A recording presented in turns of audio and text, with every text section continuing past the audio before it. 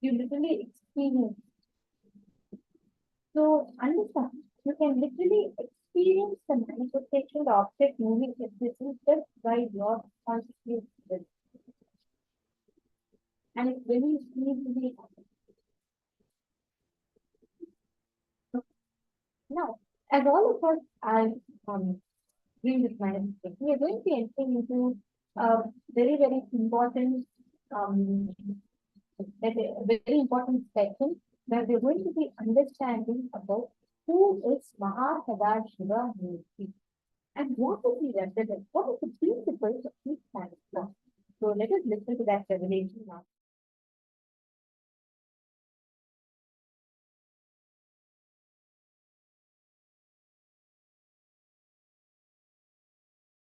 In KAILASA, Paramashiva Jnana, the knowledge of Paramashiva exists as pure frequency, Nada and Bindu, means sound and visualization.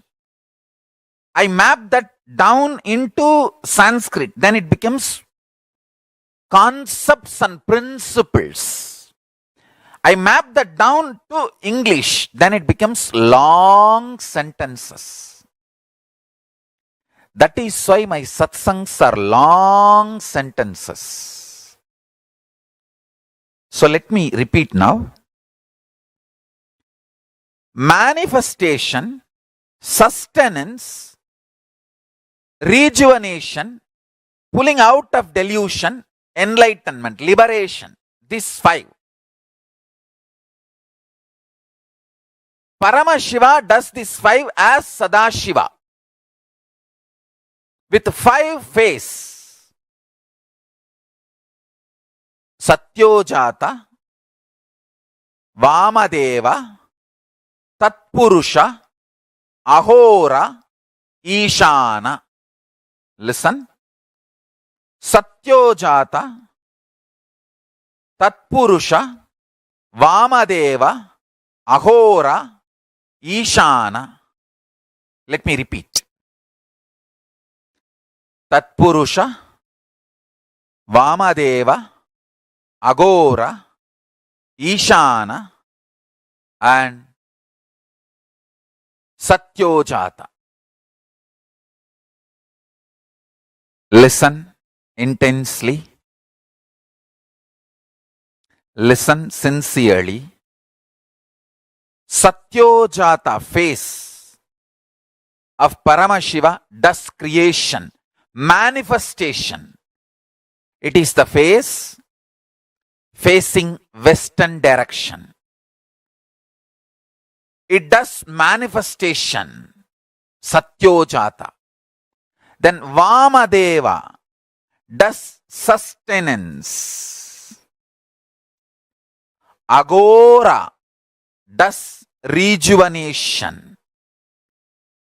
Tatpurusha does pulling out of delusion. Ishana does liberation. The Ishana face is looking upper direction. Listen, I'll repeat. Satyojata does manifestation. It is facing western direction. Vamadeva does sustenance, faces north direction. Agora does rejuvenation, faces south direction. Tatpurusha does pulling out of delusion, faces east direction. Ishana faces upper direction, and that does the job of liberation. Now listen.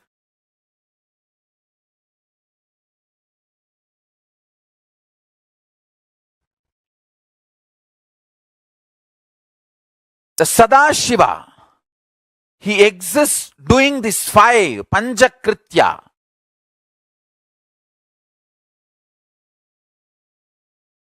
Each phase, PHASE of Sadashiva, for example, the Ishana, PHASC of Sadashiva, as Ishana Murti, he does separately 5.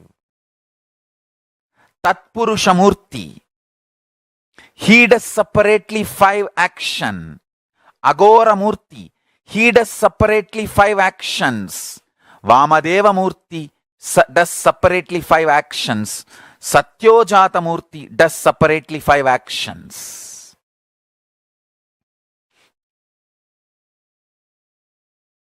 I'll tell you one by one. Sadashiva has 5 PHASES, paces, not faces alone, paces.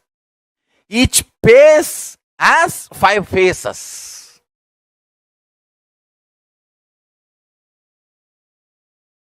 I'll reveal step by step.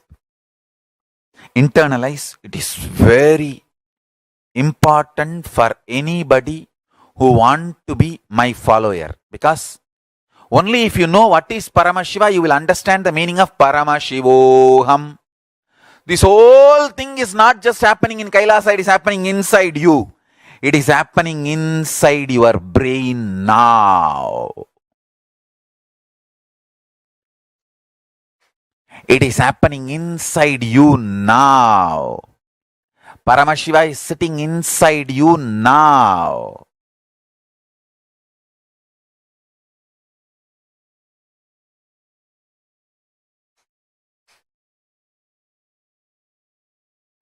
When first time Arunagiri Yogeshwara told me this, I literally jumped and touched my own feet and put it on my own head.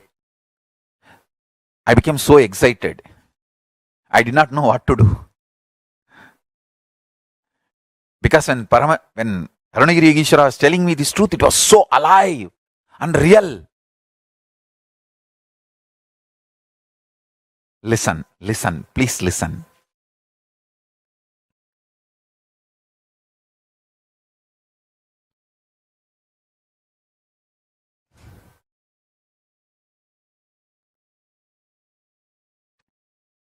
Sadashiva has 5 faces, PHASES, paces. That 5 paces does creation, sustenance, rejuvenation, pulling out of delusion and liberation. Now, each pace, for example, creation, manifestation pace, that is Satyojata. That creation pace has 5 phases. How you know? Manifesting manifestation, manifesting sustenance, manifesting rejuvenation, destruction, manifesting pulling out of delusion, manifesting liberation. How can liberation come into existence unless it is manifested? How can sustenance happen unless it is manifested?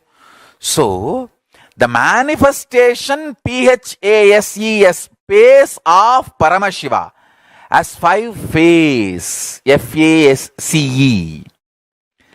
Manifestation pace of Sadashiva has 5 phases. So manifestation itself is 5 level. So that is 5 phase. Then sustenance is 5 level. That is 5 phase. Then rejuvenation is 5 level. That is 5 phase. Pulling out of delusion is 5 level. That is 5 phase. Liberation is 5 level. That is 5 phase. All these 5 into 5, 25 phases put together is Mahasadashiva.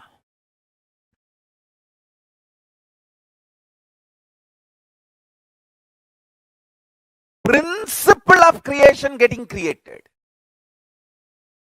Creation energy getting created. So, the permutation combination of all these 5 into 5 is 25. All the 25 happening in you now. Listen. If you meditate on this, you will understand. Some people manifesting in your life is creation. Some people leaving your life is rejuvenation. Some people getting back to your life is pulling out of delusion. Some people are adding bliss, joy to you, and you adding bliss and joy to them is liberation. All this, understand, whether it is people, places, object, health, anything you experience, it is all just the 25 principles manifesting, happening in you. If you are fighting with that happening, you are Jiva. If you are master of that happening, you are Shiva. If you sit now and complete with all these 25 happenings in your life, internally, externally, internally, some good things getting created. Some things which you think as good getting destroyed, rejuvenated. Some things getting pulled out of delusion. Some things getting liberated. Listen carefully. Everything happening in you is auspicious. If you understand that, you are Shiva. Inside you, outside you, everything happening is auspicious. I tell you, once you are initiated,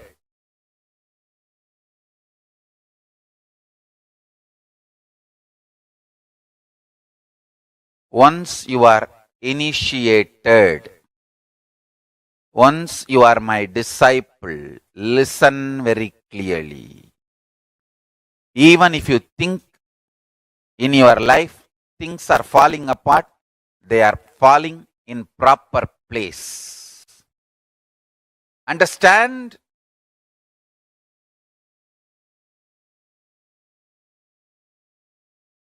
Nothing is falling apart. They are all falling in place.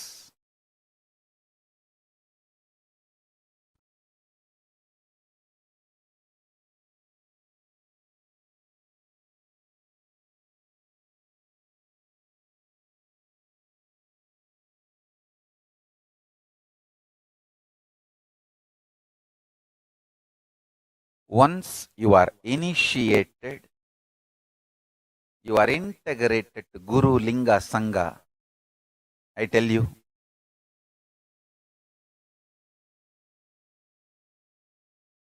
nothing falls apart.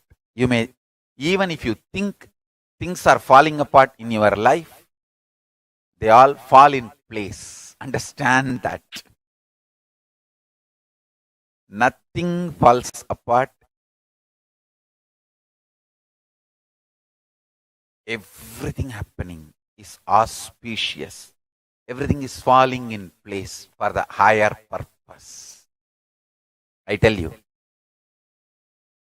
Once you sit with that clarity, you are Shiva. If you are able to come to that clarity in your life, you are master of your life. You are Ishvara. I tell you, whoever is constantly in firefighting mode internally lives as Jiva. Whoever lives in ferocious mode internally lives as Shiva.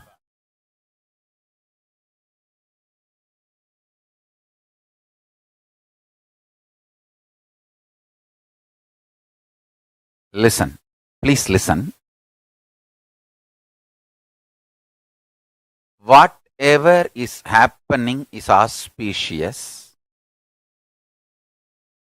Things are not falling apart in your life, they are falling in place in your life for your higher purpose. Listen carefully.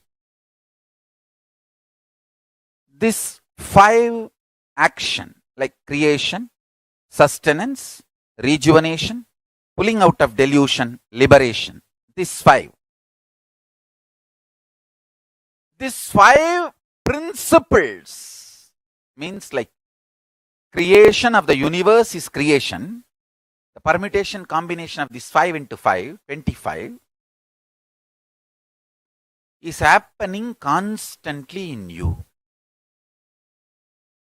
So understand the truth.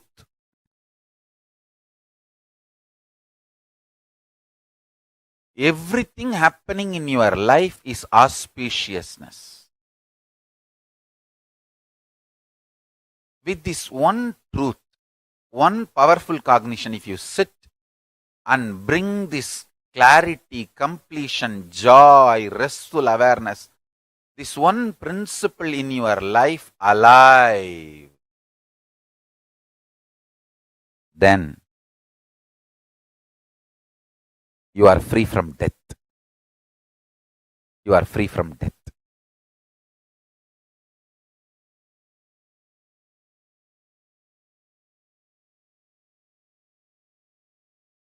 I can give you thousands of sacred secrets about death.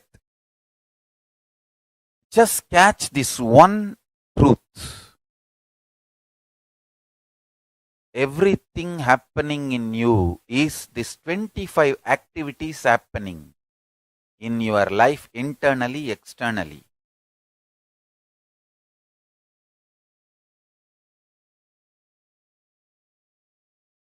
In Vedas and Agamas, in Hindu tradition, now this moment is not emptiness or nothingness, it is Purna, complete, everything. This moment, this Chana, this second, now is the time Kala Bhairava meets our consciousness, and in this moment universes come in, exists, dissolve, gets pulled out of delusion and gets liberated without chronological time gap, spontaneously, simultaneously. Meditate on it, understand. Samhara is created, creation is destroyed. Sustenance is deluded, delusion is sustained. Liberation is deluded, delusion is liberated. Creation is destroyed, destruction is created. Sustenance is destroyed, destruction is sustained.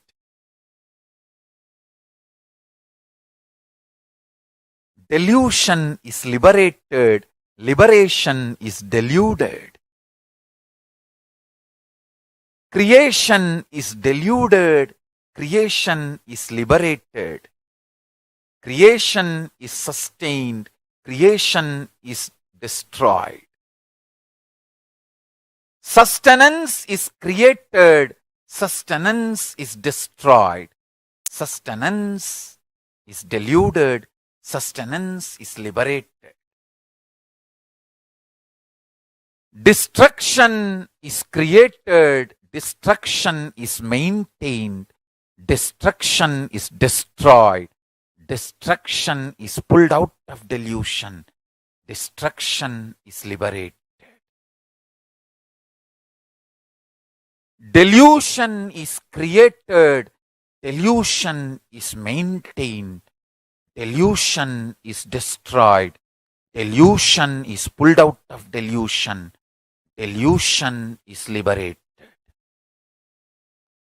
Liberation is created, liberation is sustained, liberation is destroyed, liberation is deluded, liberation is pulled out of delusion, liberation is liberated.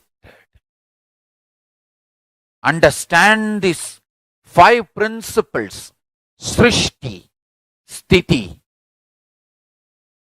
Samhara, Prabhava, Anugraha,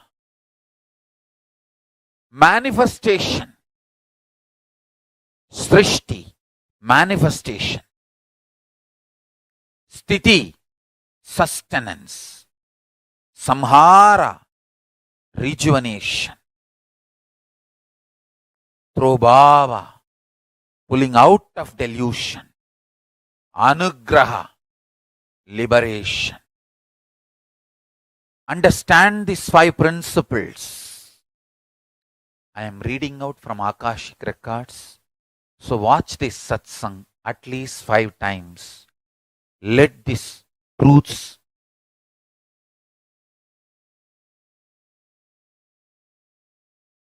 vibrate, reverberate in you. Creation is created. Creation is sustained. Listen carefully. Srishti. Manifestation is manifested. Manifestation is sustained. Manifestation is destroyed. Manifestation is pulled out of delusion. Manifestation is liberated. Sustenance is manifested. Sustenance is sthiti. Sustenance is manifested. Sustenance is sustained. Sustenance is rejuvenated. Sustenance is pulled out of delusion. Sustenance is liberated.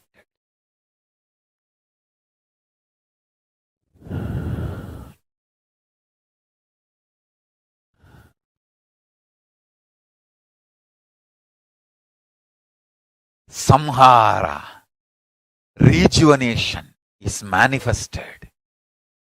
Rejuvenation is sustained.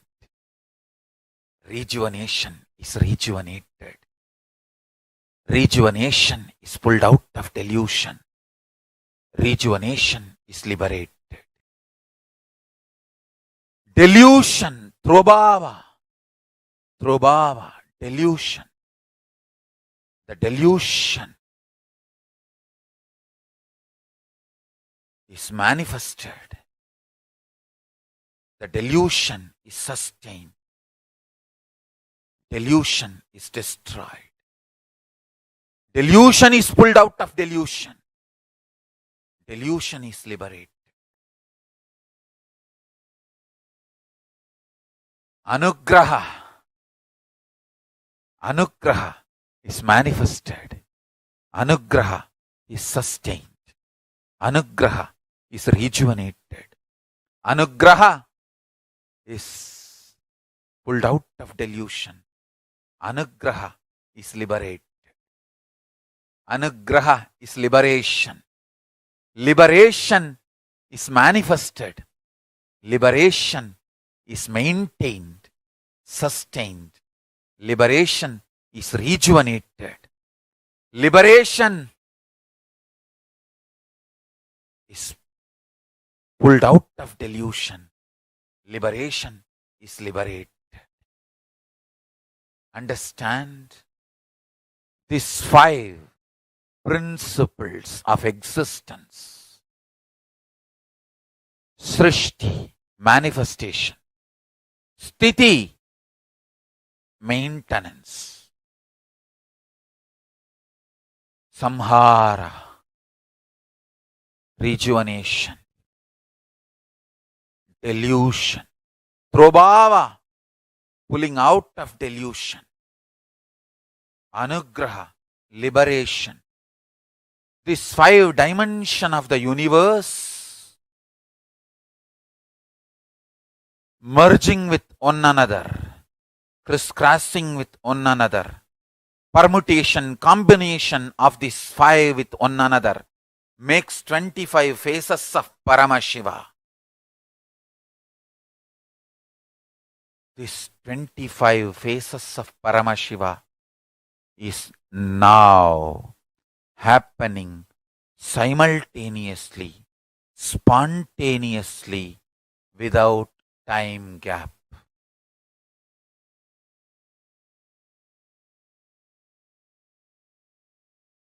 Five into 5, 25 happening now in you is the meaning of Om Nithyananda Paramashivoham. This is the meaning of Mahavagya. Understand? This is the powerful cognition of Mahavagya. What is the powerful cognition of Mahavagya? All the 25 happening now in you.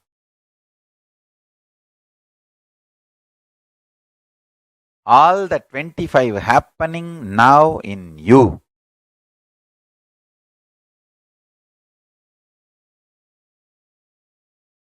Satyojata Murti, Vamadeva Murti, Tatpurusha Murti, Aghora Murti, Ishana Murti,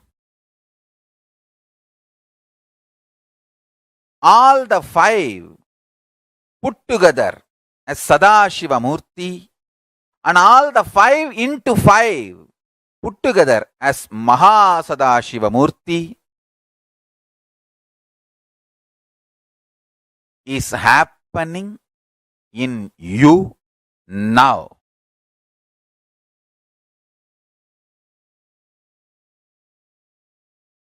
Understand?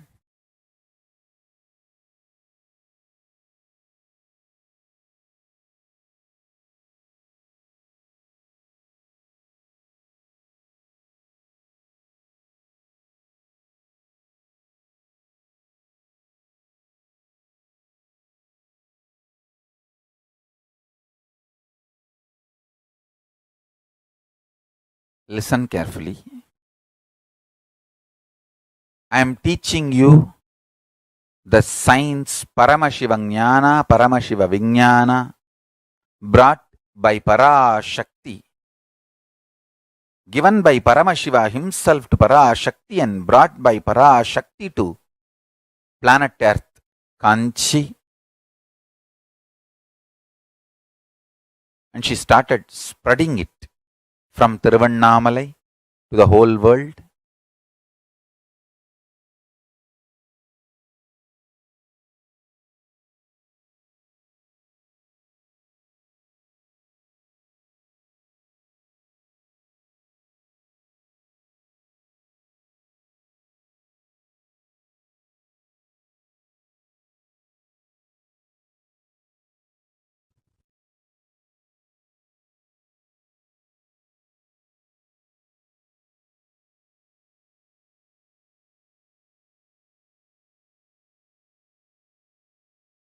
Understand? Few things you need to really understand.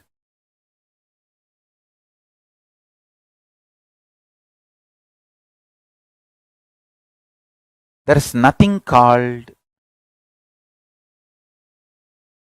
cheating or unnecessary component in Vedas and Agamas.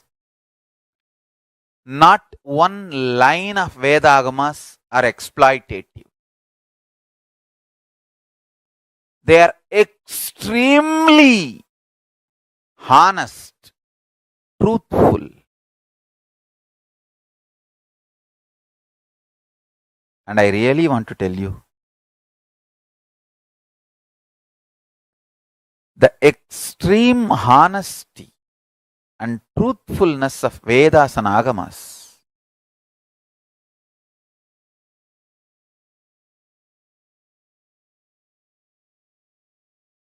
every line, every way, the Vedas and Agamas try to explain the truth with tremendous patience. The whole knowledge, the whole life, the life positivity is unimaginable.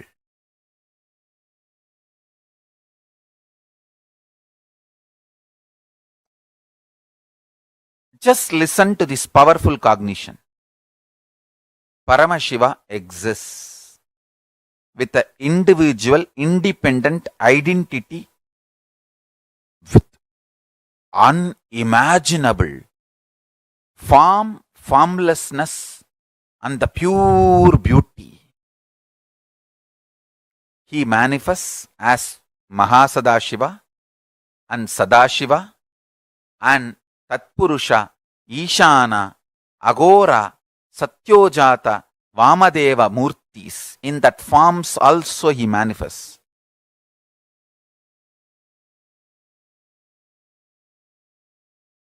Listen, almost all the important ideas I need to convey as an introduction to Vidyapada, I have conveyed. This last one idea, please listen. Because it is all about unmanifest. Listen, please listen. Listen. Because it is all about the unmanifest. Unmanifest means not directly perceived by your senses. But don't think it does not exist. If the software with which you are operating, if that software is upgraded, see, it's like if you upgrade your software in your iPad, in your tablet, the camera definition can be increased. It can be HD camera. The quality can be raised, or the information you capture can be processed in much higher level, in higher frequency. Capturing, processing, everything can be done in next level if the software is upgraded. Same way, unmanifest does not mean it does not exist.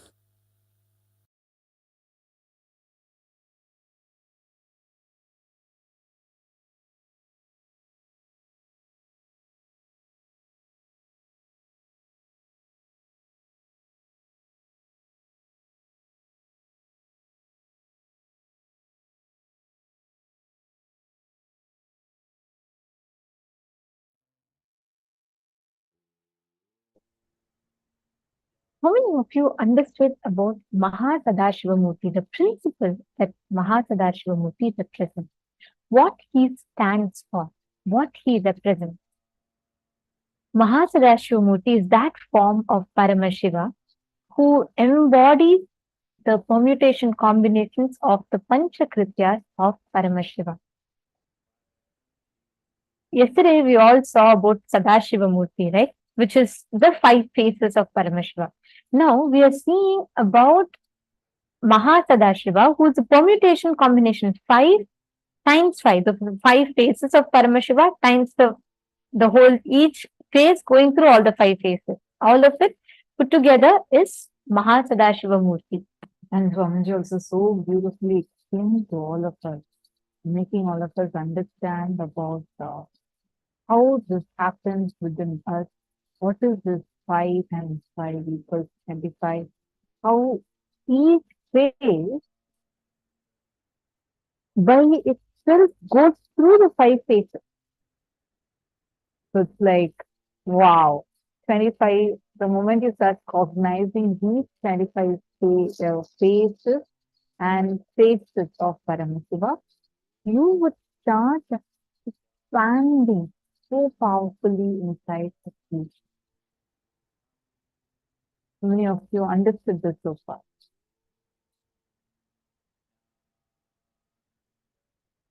Now we are going to be just going through and understanding what we all just learned, how each phase is both PHASE and SHEE. Both of these, how they are manifesting and how they are continuing to exist, rejuvenate, putting into delusion, pulling out of delusion, and how they exist simultaneously, synergetically, spontaneously inside all of us. So now, Can I request all the participants here to please settle down on the camera? This gives okay, Ma Krista is saying this gives her a better understanding. And also please understand, Ma, why it's important that you understand this form of Mahasadashiva is it has a very significant role to play in the way you understand your individual existence. Paramashiva exists in his form which is beyond any limitations, which is beyond any human limitations or patterns or bondages. He exists as ultimate consciousness. And in that space, he continues to perform the 25 phases, all these 5 into 5, the 25. Creation being created, creation being sustained, creation being rejuvenated, creation being put into and pulled out of delusion, and creation being liberated. Next, sustenance. Sustenance being created, sustenance being sustained, sustenance being rejuvenated, sustenance being pulled out of delusion, and sustenance being liberated. Like this, 5 also goes through the creation. Say, for example, let's say you are creating. Let's say you are creating what we can give it. Okay, let's say you're giving birth to a child. That is creation. That creation gets created at some point, and the creation gets sustained, and that creation needs to be rejuvenated as the child grows. It's rejuvenating, and that creation is put into and pulled out of delusion, and that creation is liberated. So all the Panchakrityas is happening to that one creation. Like this, all the creation, sustenance, rejuvenation, pulling out of delusion and liberation, all of them go through the Panchakrityas. Understanding? So each day, all of us are doing all these permutation combinations of Panchakrityas. Malaya Kori, you're asking for a practical example. Are you understanding this? See, whether you are eating is an act of sustenance. You're sustaining. Digestion is a sustenance process. Whenever, let's say, the growth of your hair, cells being born in your body, the cells gets created, the cells are sustained, the cells are rejuvenated, the cells are pulled out of delusion and liberated. Now, all the creation went through all the 5 phases in that one phase. Are you catching it? How many of you are catching these examples? How many of you are understanding this? Yes, Malayakor is saying, so everything goes in and out of delusion. Yes, that's right. Correct. You got it. All the 5 phases in us, going through the 5 phases, we all carry these 5 phases. You know why is it so important that you understand? You need to know everything goes through these 5 phases. Everything other than you, your existence as consciousness. That is why it is important to understand this. What do? We get so attached to our wealth. We cannot let go of the wealth. We cannot be away from the wealth. So we get so attached to that creation. We think we are that wealth. We are the money that we earned. So when the money goes through its own phase of rejuvenation and it gets out of delusion and liberated, you lose your existence. You think, oh God, my existence is shaken. No. It is the law of the cosmos that everything, your most favorite person, your most loved thing, your most precious possession, your hard-earned money, your name, your fame, your wealth, health, everything goes through these 5 phases. Nothing is permanent. The only difference is what you create, what you sustain, what you rejuvenate. If you understand that, hey, let me step out of it for once, and if you observe, you will realize you are creating, sustaining, rejuvenating, pulling out of delusion and liberation. But even when the rejuvenation is happening, you still exist. Even after being liberated, you still exist. Even before creation, you still exist. That existence of you is Paramashiva.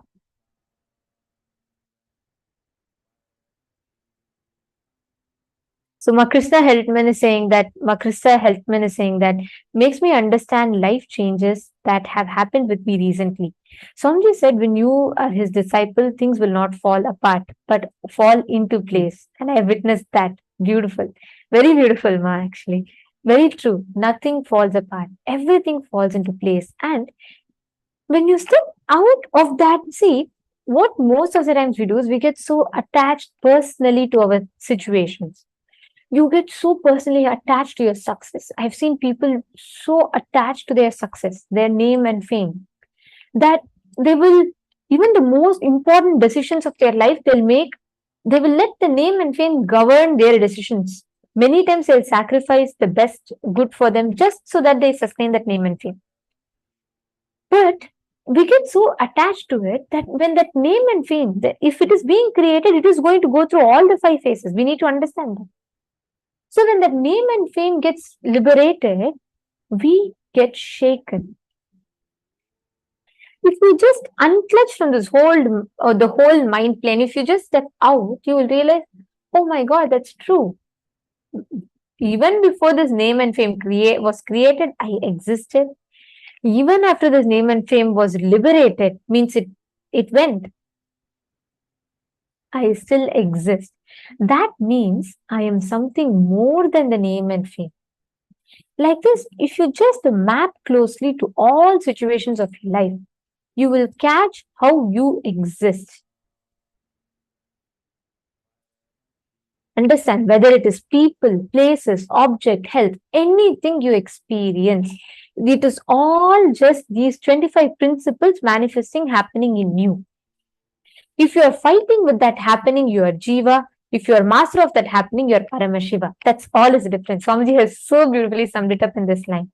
If you are fighting with it, if you are trying to say, no, how can the wealth that I earned with 20 years of my hard work go? How can it have rejuvenation? How can it be liberated? No, I will clutch on to it. You are Jiva, you are in delusion. If you realize, hey, this is part of the whole game called life. It is there today, it is going to go tomorrow. If you understand that and if you deal with life, you are Paramashiva. Are all of you understanding? Are all of you catching it? Can I ask each of you to now pen down what are the situations where you are clutching to these 25 principles manifestation as Jiva? Write down what are the things that you don't want it to be rejuvenated? What are the things that you don't want it to be liberated? What are the things that you don't want it to be created? List down all of them and see what are you struggling, where and all you're struggling as Jiva, where all you can become Paramashiva. Take a few minutes and list down. I request every one of you to write this down. Just let's take 5 minutes. It will not take more than 5 to 6 minutes. Please pen that down.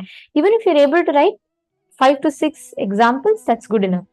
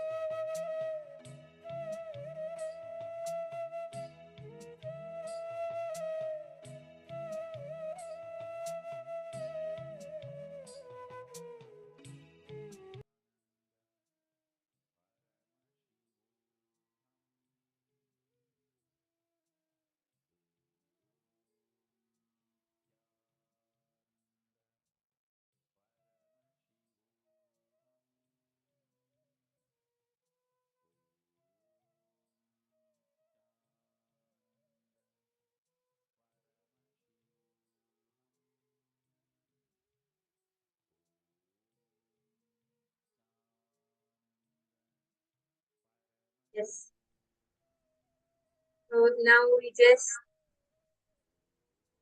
just had a full understanding from Swamiji about the form of Mahasadashiva, about the different permutation combination of all the five phases, and what is the meaning of it, how it affects us, and how we can, and we just did a very powerful process, but how we can overcome all the obstacles we have in our life, and how we can become in that space of Mahasadashiva by understanding and being able to see from a third person's view, being able to understand that how all the problems and see everything happening.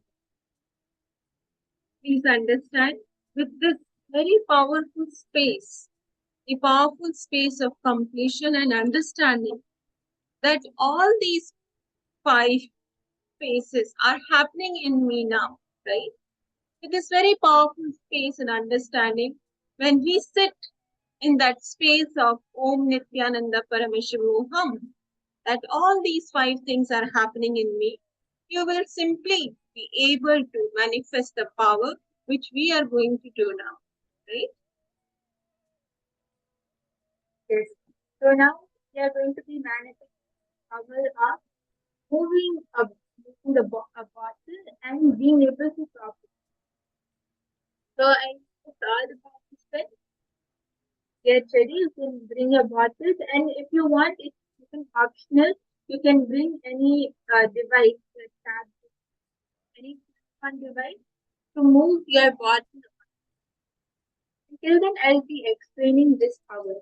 So now we are going to be sitting as Mahasadashiva.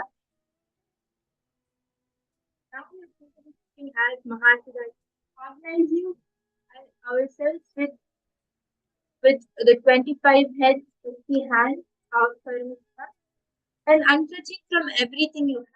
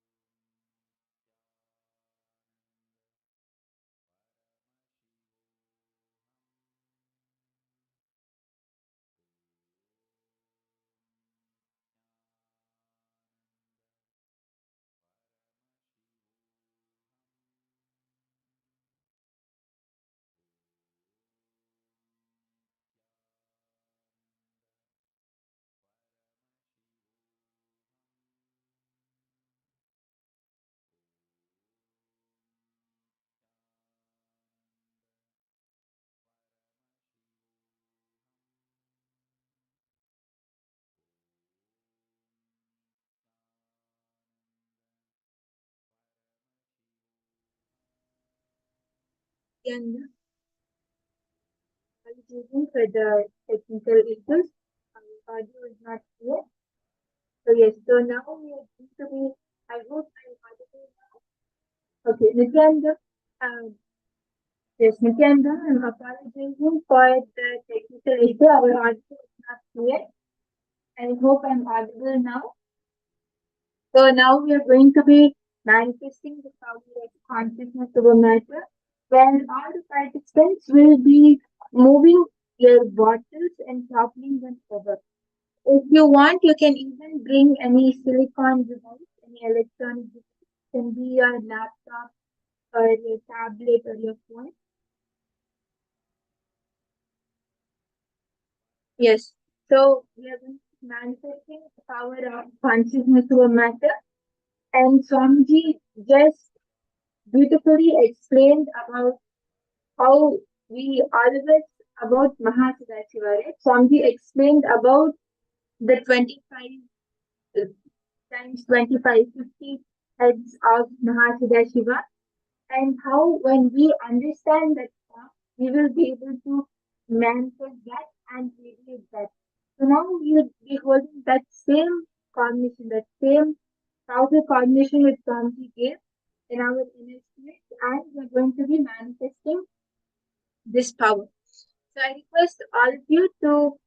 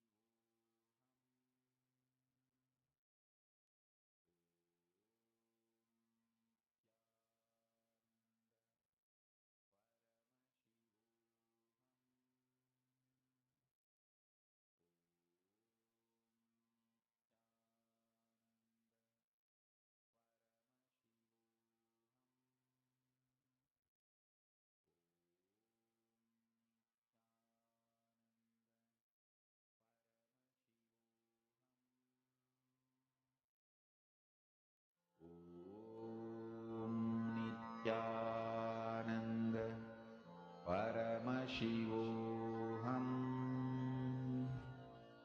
Om Nithyananda Paramashivoham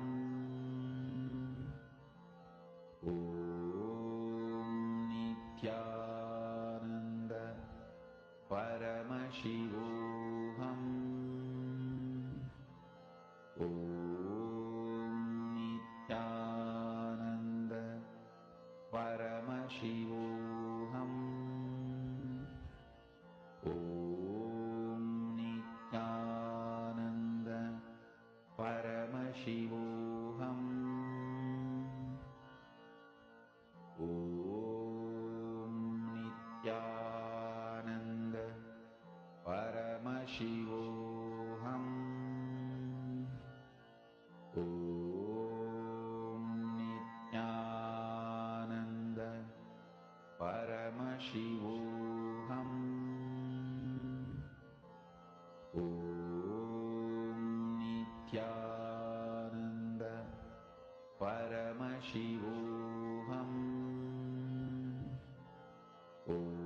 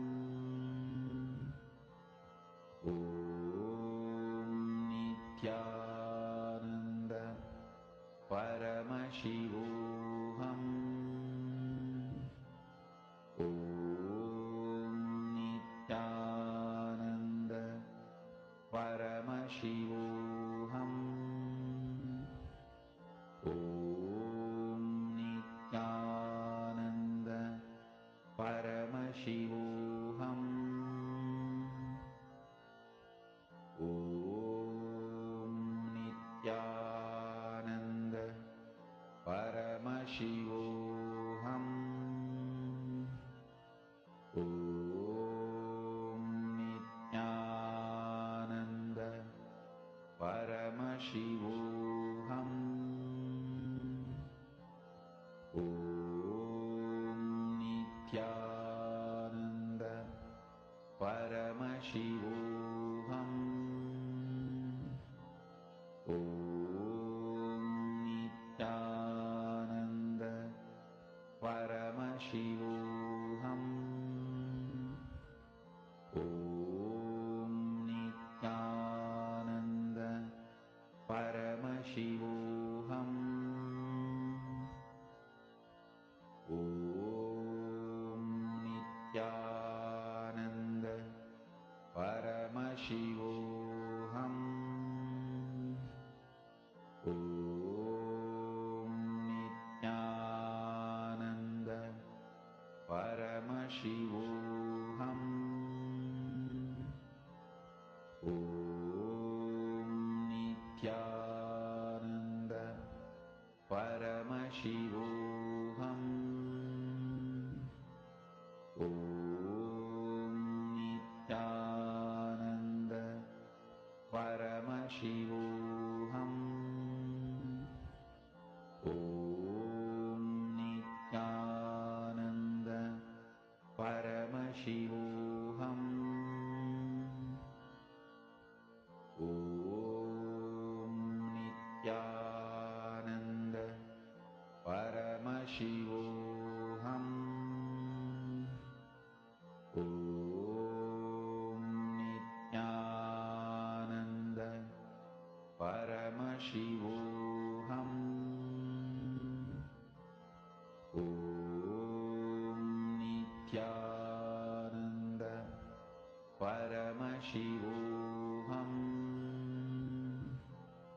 Om Nithyananda Paramashivoham. Om Nithyananda Paramashivoham. Om Nithyananda Paramashivoham. Nithyananda, we apologize to all the participants for the audio issue that you all faced. And many of you were not able to hear Ma Brahma Yoga and Ma Deva Smarana. We apologize for that. Hope all of you are able to hear us better now. Okay, so let's get back to manifesting this power. Morning, we all manifested moving with water. Then we manifested levitating an object in the water. Now, we're going to be manifesting the power of being able to topple a water bottle. Yes, it's a very, very interesting, very cool power. So let me get started with that. Can I request every one of you to get a water bottle, place it in front of the camera, but place it upside down. So the water bottle is upside down. Come on, can I request every one of you to bring? One thing is, we all are learning such advanced levels of manifestation. See, engage with this without tiredness and boredom. Okay? Even the participants who have been attending multiple programs, I request all of you during power manifestation, just be here. Let's all sincerely fit into the manifestation. Engage with it. Come on. See, understand, when you are manifesting power, you are tapping into your consciousness. You are literally harnessing the power of your conscious manifestation. You're literally waking up the Paramashiva sitting inside of you. So please do this sincerely. No power manifestation is a light one. No power manifestation is something. Everything is a conscious resource. Everything adds immense conscious value to you. Sunil Yadavaya, could you bring the water bottle, please? Put the water bottle upside down. You have Atmalinga? Okay. Even any small plastic bottle would do. See, do with different rounds. I see you have the Atmalinga, but even if you can put something small, that will do good. If you don't have anything, then it's okay. Put Atmalinga on the on a tab or a device on your phone or something like that. If you don't have, it's fine. No problem. Okay, Alexia. Perfect. Yes. So listen very carefully. Now, what all of you are going to do is, you all can place any object, the water bottle on the, sorry, you can place the water bottle on a tab or a phone, any silicon object, anything. Basically, all devices are made of silicon. So you can put the water bottle, your tab on your tab or on your phone or on your iPad. It could be any screen. So you're going to be putting it on that. Make sure your iPad or your device is off, and you're going to place on that. We all did with water, right? Now we're moving to the earth element based on which you're manifesting. So what you're going to be doing now is you're going to be keeping the water bottle on the silicon device, and you're going to be manifesting the power of rolling it off. Basically, listen very carefully. Swamiji tells the silicon has the ability, just like how I showed you the experiment with water. Earth, the earth element has the ability to receive and amplify the instruction that we give. So I request every one of you to take a few minutes and keep the water bottle on a silicon surface. You're only going to focus on passing the command to the silicon surface. Kion Lemese, please could you put the water bottle? I'm not seeing the water bottle in your camera. You have it? Okay. Come on, every one of you, don't miss this. Quen Wang, your water bottle also, please can you put? And Vyaptam, do not hold it. You should not hold your water bottle. I request the Chinese translator to please share with them, and don't put the cup. See, you're putting an inverted tumbler. No, put a water bottle which has water inside it. So it should be like not full, just half. So put it inverted. I'm seeing one participant called Zizi Feng. Yeah, do not put a tumbler, do not put a cup. You should not put a cup. Keep a inverted water bottle filled with water, and you should not hold it. See, this water bottle should not be in physical contact with you. It should just be kept aside.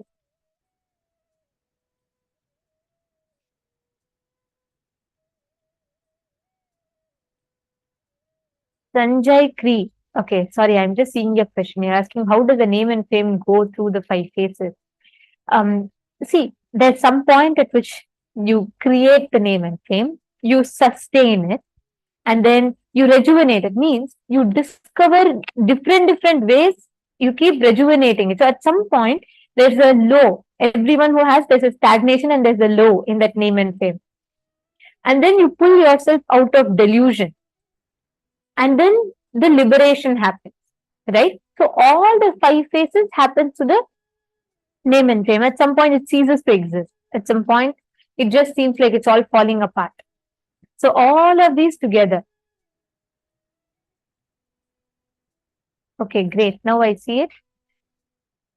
Now listen very carefully. You are going to be placing the water bottle on a silicon surface, and you're going to be moving the water bottle just through your conscious will. I will play a video where you all can see how people are moving the water bottle. It is very simple, very easily possible. You will be able to easily manifest it. Okay? Can I request all of you to sit straight? Shanta Mahavakya. You just put the water bottle and leave it. Swamiji will take care of manifesting. You sit, chant the Mahavakya continuously inside of you. You all can see how this one of the participants is manifesting it so beautifully.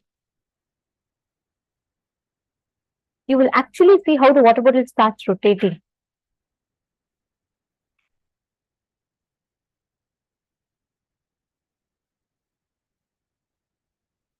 Do you all see? There is no physical contact and there is no nothing pushing it, nothing moving it. It is purely the power of consciousness. The water bottle just rotates. You will be experiencing the same manifestation right now. Sit, all of you sit and do it intensely. And I request everyone to keep the bottle in such a way it's visible in the camera, please.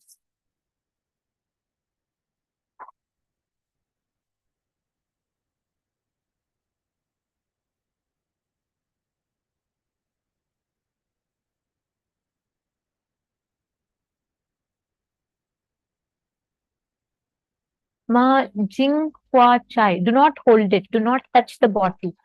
See, the bottle should not be touched. It should just be left on the tab, and make sure one thing is in this video, you see the tab is on. Please turn off the device that it doesn't cause any vibration.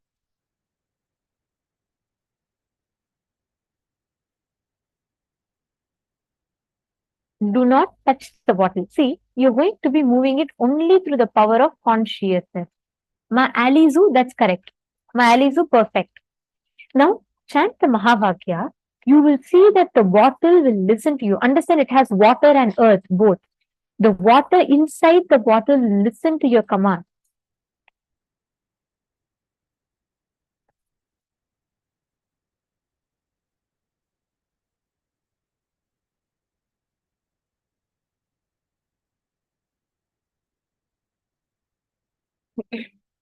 Please chant the Mahavakya continuously. All of you just see it, connect with it. You will start feeling if this moves, I can also move. And just start manifesting. Paramashivoham. Om Nithyananda. Paramashivoham.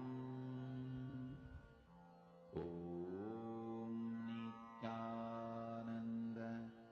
Paramashivoham. Om Nithyananda. Paramashivoham. Om Nithyananda. Paramashivoham. Om Nithyananda. Paramashivoham. Om Nithyananda. Paramashivoham. Om Nithyananda. Paramashivoham. Om Nithyananda. Paramashivoham. Om Nithyananda. Paramashivoham. Om Nithyananda. Paramashivoham. Om Nithyananda.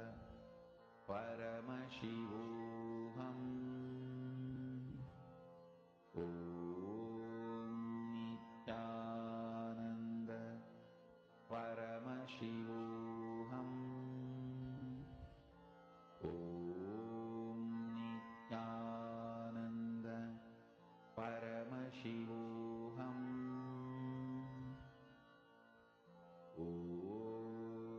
Nithyananda. Paramashivoham. Om Nithyananda. Paramashivoham. Om Nithyananda. Paramashivoham. Om Nithyananda. Paramashivoham. Om Nithyananda. Paramashivoham.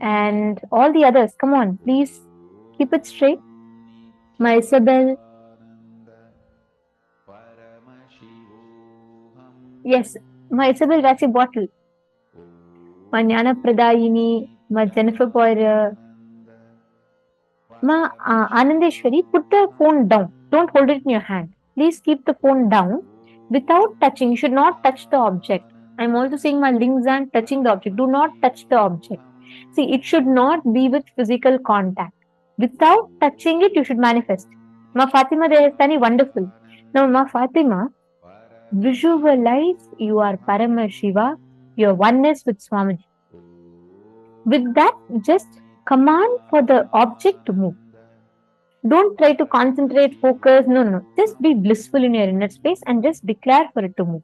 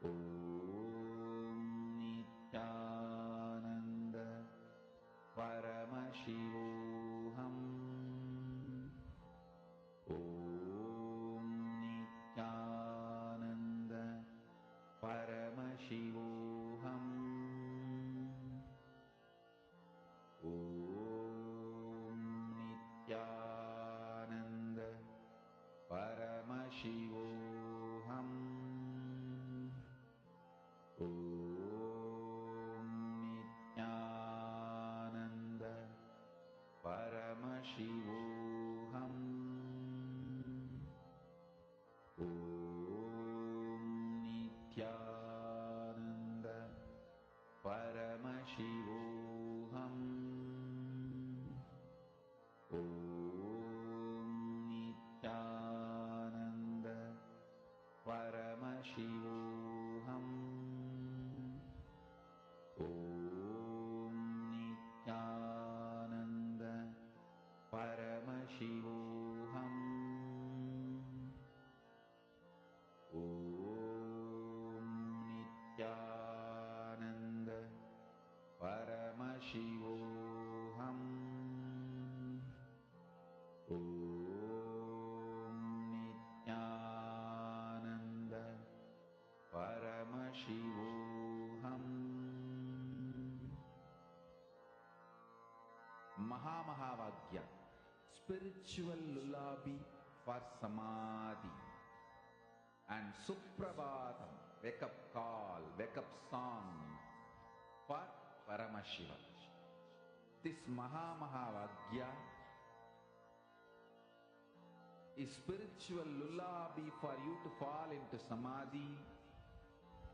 Suprabhatam, wake up song for Paramashiva to wake up in you.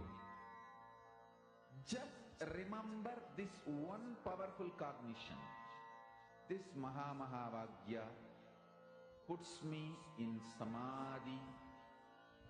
This is spiritual lullaby for Samadhi, and Suprabhatam, wake up song for Paramashiva in me. For Paramashiva to manifest. With this one spiritual powerful cognition, chant this Mahamahāvāgya.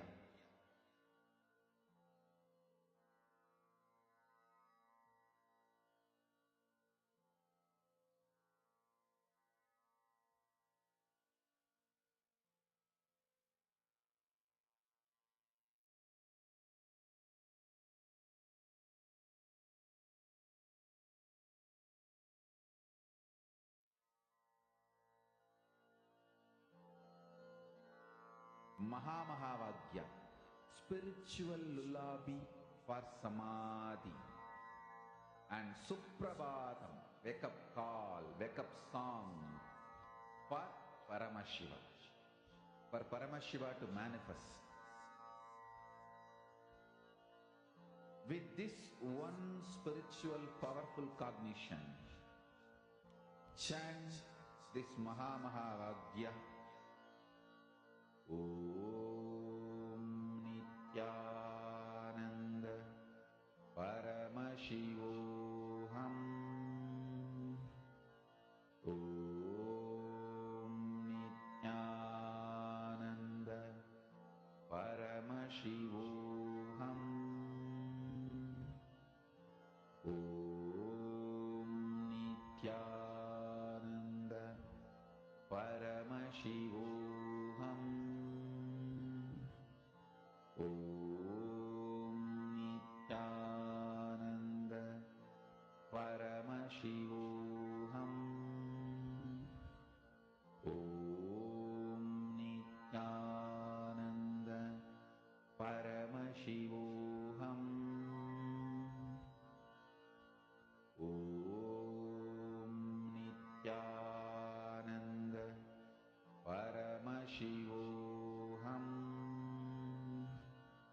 Om Nithyananda Paramashivoham. Om Nithyananda Paramashivoham. Om Nithyananda Paramashivoham. Om Nithyananda Paramashivoham. Om Nithyananda Paramashivoham.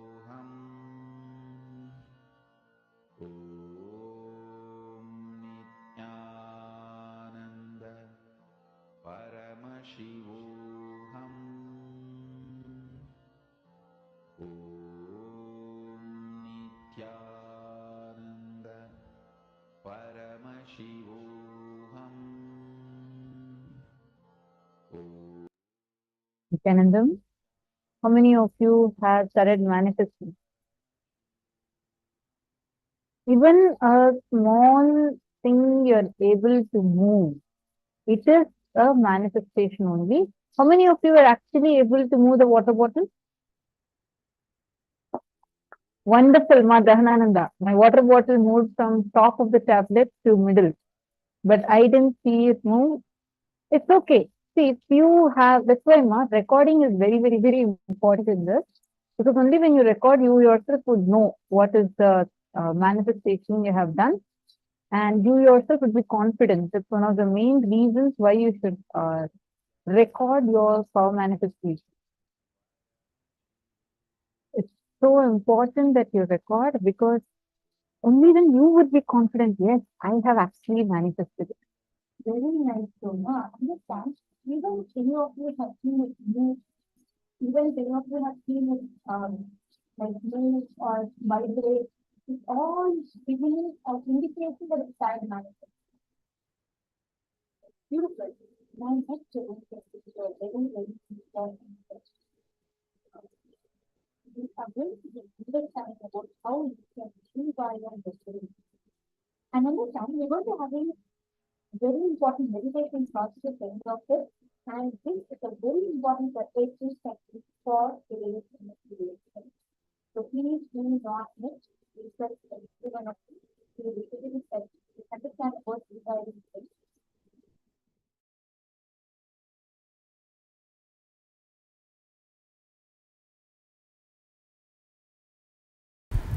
From monkey to man, the whole breakthrough started just by one simple act.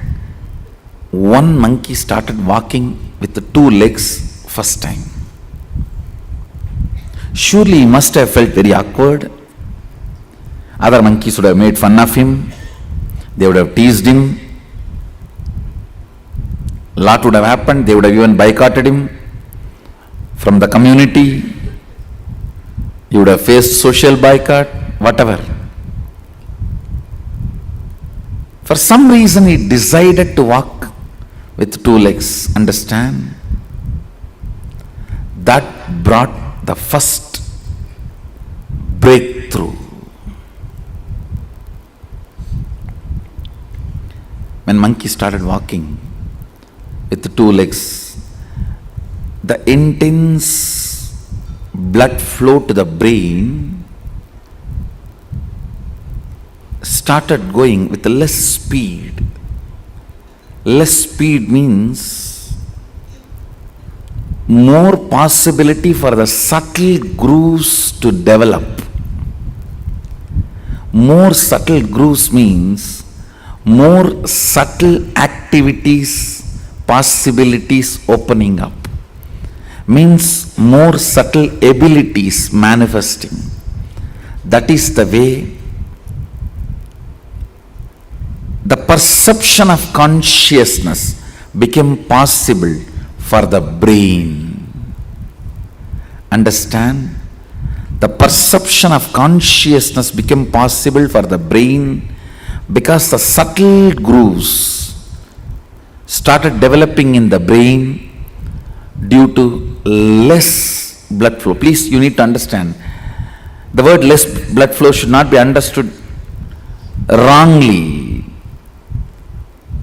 The speed and the force gushing, all that was less, but whatever is needed continued to be available.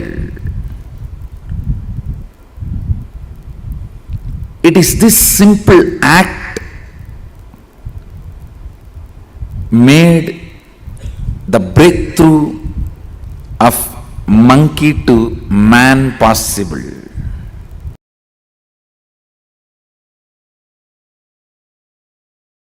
Getting refined is spiritual growth. Spiritual growth means your ability to experience consciousness, your expertise in experiencing consciousness. Your expertise in experiencing enlightenment is spirituality, nothing nothing else. The subtle mind with tremendous awareness, the whole blood flowing into the brain, what your brain can catch as the experience of consciousness, subtlety of that experience, your expertise in catching the experience of enlightenment, pure consciousness, that defines how much you have grown spiritually. Understand, your spiritual growth is not defined by whether you have become brahmachari or a swami or a kotari or a tanedar or a mahant. No. It is defined how much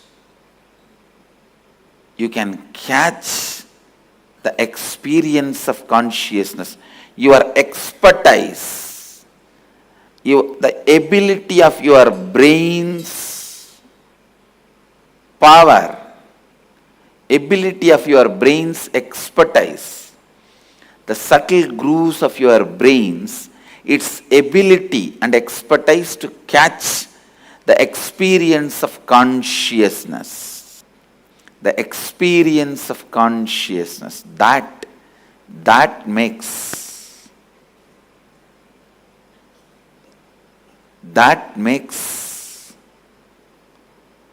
experience of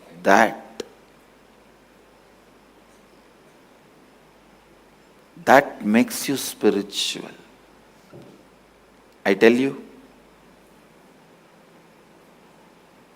all spiritual practices are just to develop that subtle brain grooves in you to catch the pure consciousness. Whether you sit in the banks of Ganga in silence in Haridwar, or you sit in the silence of Manikarnika, Mahasmashana in Varanasi, or you sit in the silence of Gomukh, Tapovan, understand, when your brain grooves, the subtle brain grooves, are able to catch the concept of consciousness, the spirituality is awakened in you. It's beyond body, mind.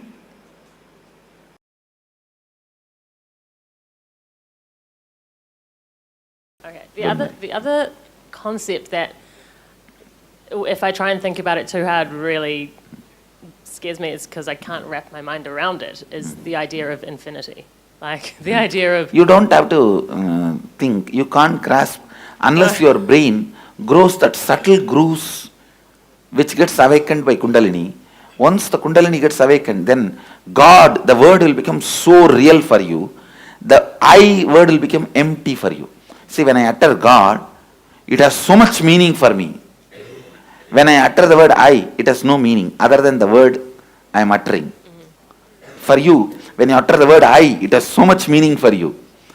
When you utter the word God, it is just emptiness. So the shift will happen when the Kundalini reaches Sahasrara. Okay, cool.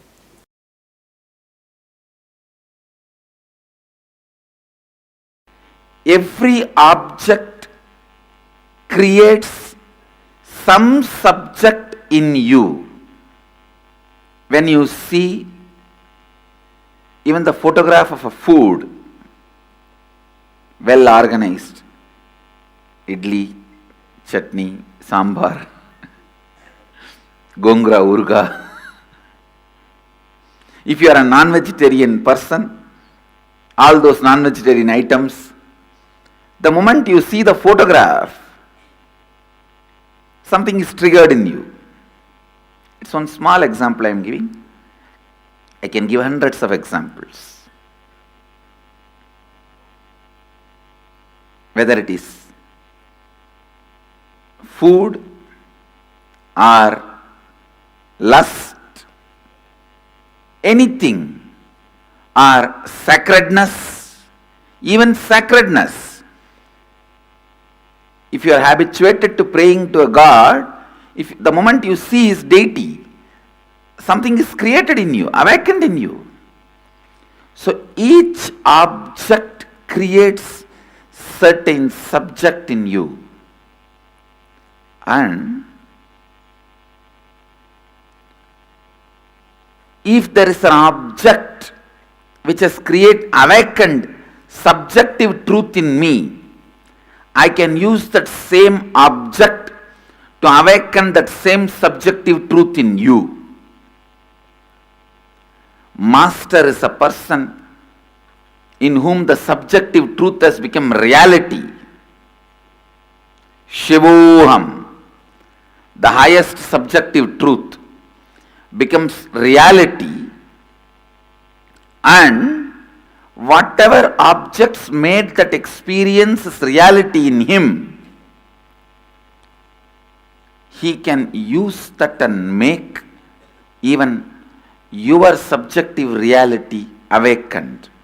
He can give you also the same experience of Shivoham. Listen, whatever experience he achieved, he can awaken that same in you. Understand the subjective truth Shivoham can be awakened by the external help like yantras, mantras, and Kundalini initiation. I am introducing this science to the world.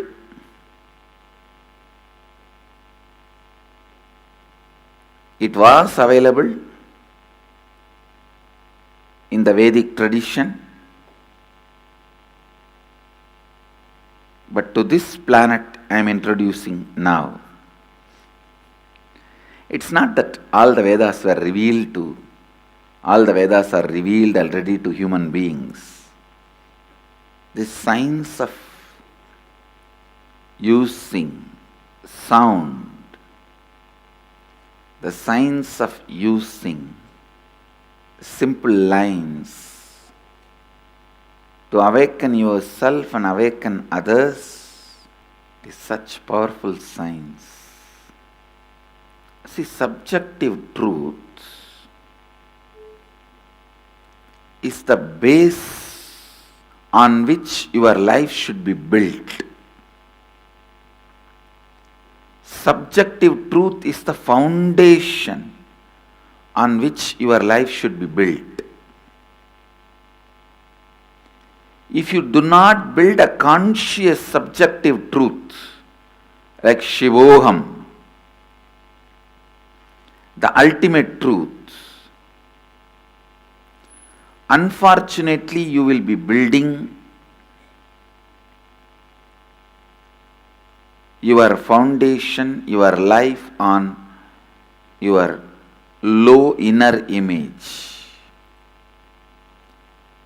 incompletions, your fear and your greed. On your fear and on your greed, you may start building your life. First, choose conscious inner image. Shivoham. First, choose conscious inner image. Shivoham. Please understand enlightenment. is building your life on the right foundation, subjective truth. It is on the right foundation, subjective truth. Cherish Shivoham again and again. Strengthen the truth Shivoham again and again. Live the truth Shivoham again and again. Meditate on this great truth again and again. This truth Shivoham, once it gets rooted in you, doesn't allow your inner image, mamakara, to weaken you. It doesn't allow your inner image, mamakara, to weaken you. Understand? I'm just trying to get the right words.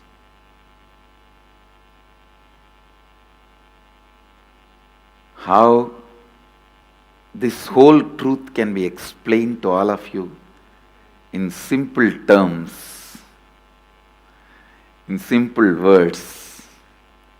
How the whole truth can be awakened in simple terms, in simple way.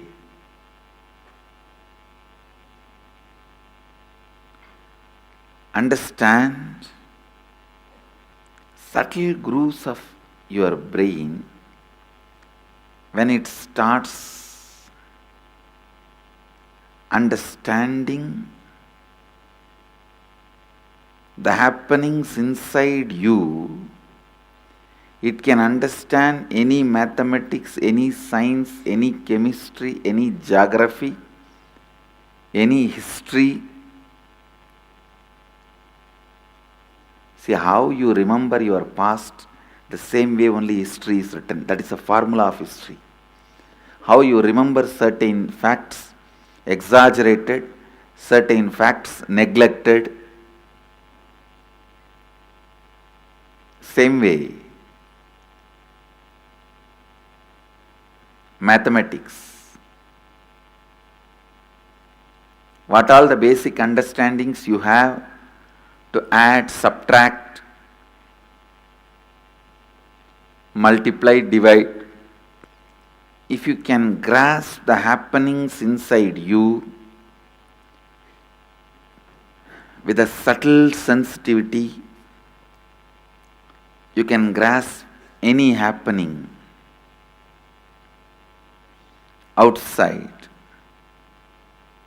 As I said, whether it is geography or mathematics or history or science or chemistry, biology, everything in the outer world you can understand if you can grasp the subjective truth. That is why I am saying the subjective truth, you need to let it sink in you, get soaked in you. Let it be soaked in you. Let it sink in you.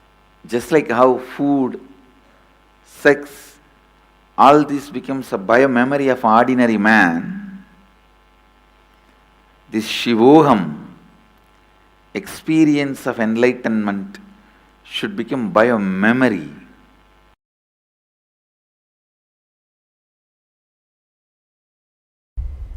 All this transmutation processes,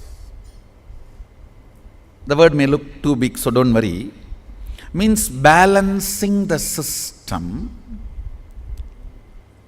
and awakening the whole consciousness to your whole body is what I call transmutation processes. Means some parts of your body becomes insensitive to the existence because of the job it is doing, like a feet, because of the continuous walking, it becomes insensitive. Your cheeks, how they are sensitive, they don't become, they lose sensitivity to the reality.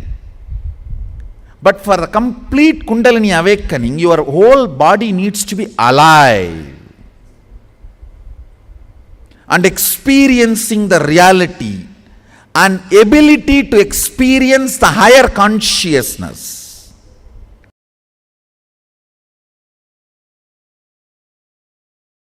What is possible and not what is not possible is defined as part of the language.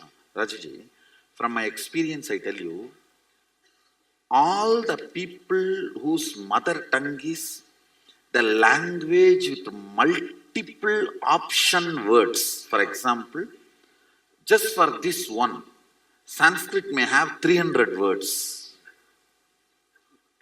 The multiple option word mother tongue people have a very high developed brain grooves. From my experience, I saw.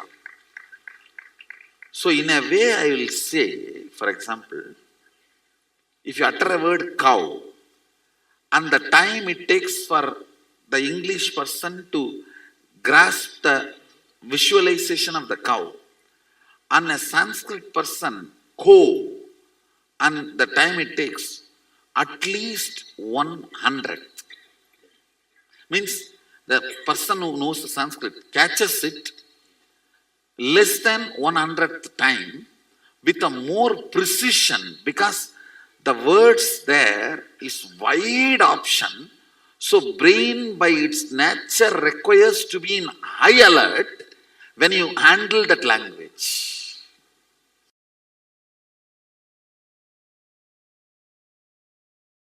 Through the 5 phases, Paramashiva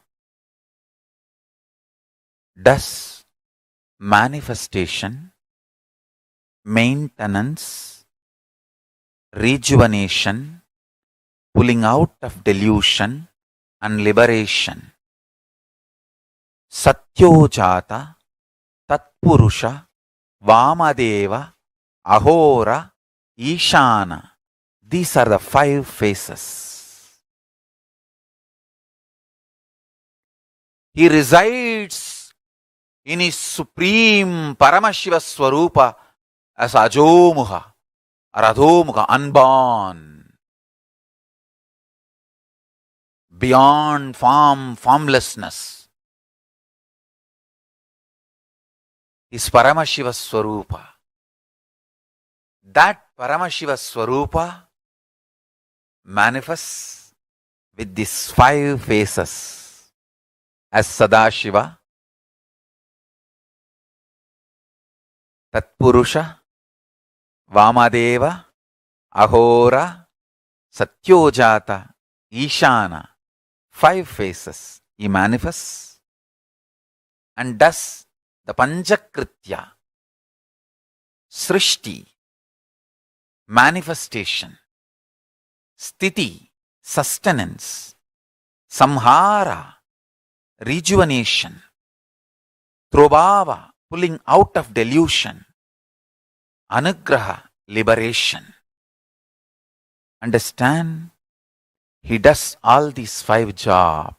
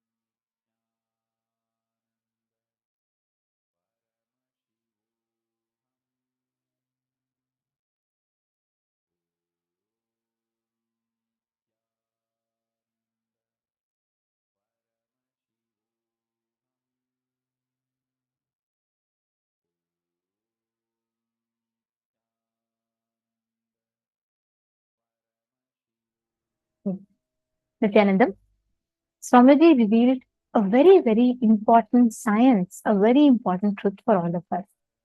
Each activity that you do, every single day, it creates a neural pathway. It has a physical sort of connection in your brain. So anything that you repeat over and over and over, it creates a what we call as a wiring in the brain. Now, this wiring in the brain that we all have has multivarious patterns, incompletions, thought currents, etc. we store inside of us. Each of this sits inside of us as a certain thought current, what we call as one of the wiring in the brain. Now, each pattern inside of us is a wiring in the brain. Now, the rewiring of the brain is possible just by understanding your consciousness. Spirituality, Swamiji says, is defined by how much you can catch the experience of consciousness. Your expertise, the ability of your brain's power, the ability of your brain's expertise, the subtle grooves of your brain, its ability to catch and grasp the consciousness is your productivity in life. Every one of you that are sitting here, please understand your ability to grasp consciousness, your ability to live the truth. You are manifesting the space of consciousness inside of you. Please understand, listen very carefully. The more and more you grasp the truths, the more and more you absorb these truths, you start manifesting these experiences in you. Okay, tell me this. How many of you here have experienced many times when you suddenly listen to the satsangs, okay? You will suddenly feel like you're so fresh, awake. Suddenly you'll feel like, oh my God, yes, I can relate to it, I can relate to it.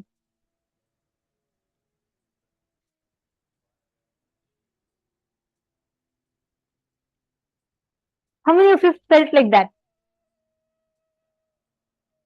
Mananda Shakti. I see you smiling, nodding. How many of you have experienced that? Whenever you listen to Swamiji revealing something, you feel like suddenly, yes, suddenly you just feel like, oh my God, so true.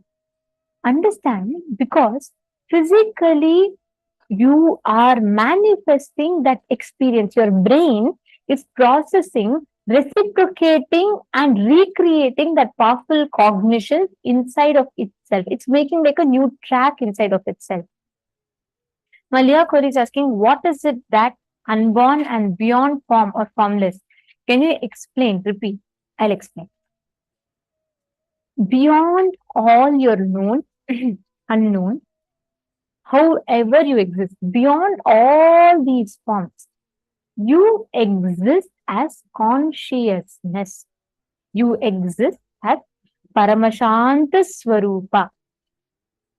Now, that Paramashanta Swarupa of you, that consciousness which is untouched, undisturbed. See, there's a part of you, core part of you which exists even before you were born. There's a core part of you which exists, which will exist even after you cease to exist. There is a core part of you that is not affected by the sorrows, joys, all of these. All of these exist inside of you. That component is what we call as the formless, ajomukha, unborn, unmanifest. Malia Kori, whenever we get caught in emotions, right, it's only one part of us. Notice yourself in your highs, lows, notice yourself in all situations. There's always that one part of us which is undisturbed. And most of us derive strength from this one part. That part of us is what we call as consciousness. And all the spirituality is to discover that part, consciousness inside of us. Once the Kundalini gets awakened, you start exploring, you start manifesting that part of you. Now, understand, we are going to be having a very beautiful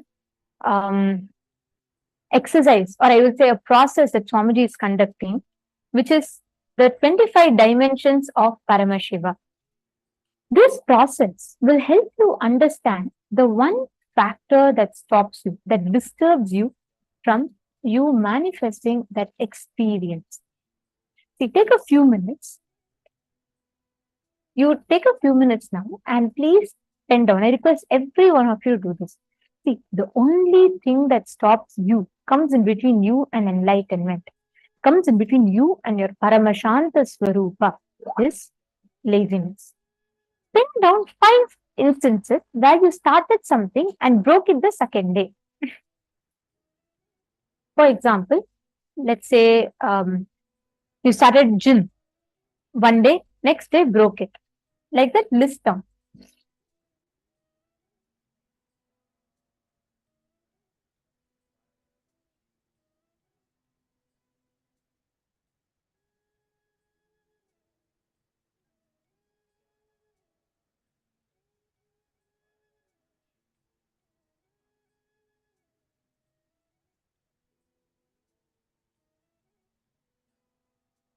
Now, pen down instances wherever you created this laziness pattern inside of you. I request everyone to do it for 5 minutes. See, understand, the biggest enemy for awakening the non-mechanical parts of your brain, for enlightenment, for achievement of anything in life, is laziness. Pen down 5 instances where you started something and broke it the second day. Please pen down.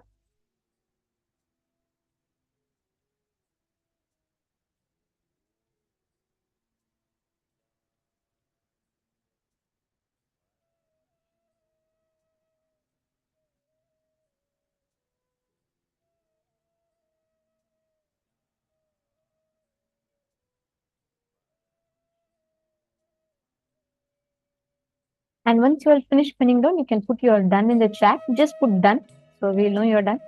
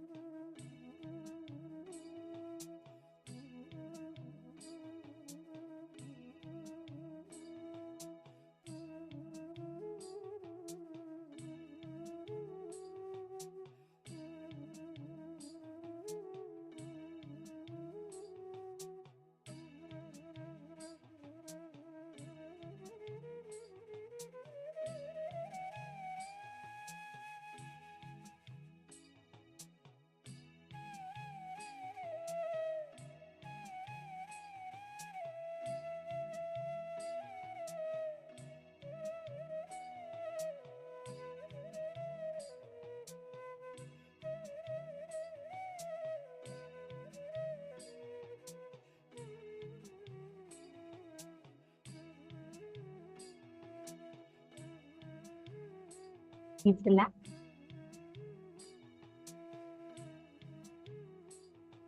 Have you all finished writing? Have all the participants finished writing? Now, all of you listen very carefully. Please keep a piece of paper and pen ready with you. We are going to be entering into a process through which somebody is going to be literally awakening the Paramashiva component in us. Okay? Can I request all of you to sit straight with your head, neck, and spine in a straight line? Please sit. Now let us all enter into this very powerful process.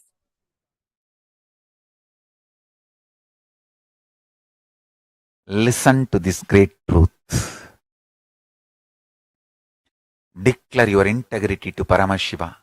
Request Paramashiva. Only with His grace you can even bow down to Him. Ask Him to give you the grace to bow down to Him, connect with Him and have devotion and manifest Him.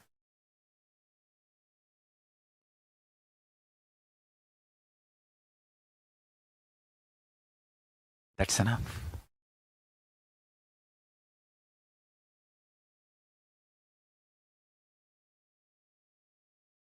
That's enough.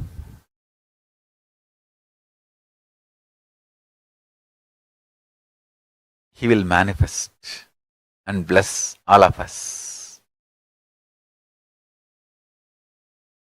So now, sit straight.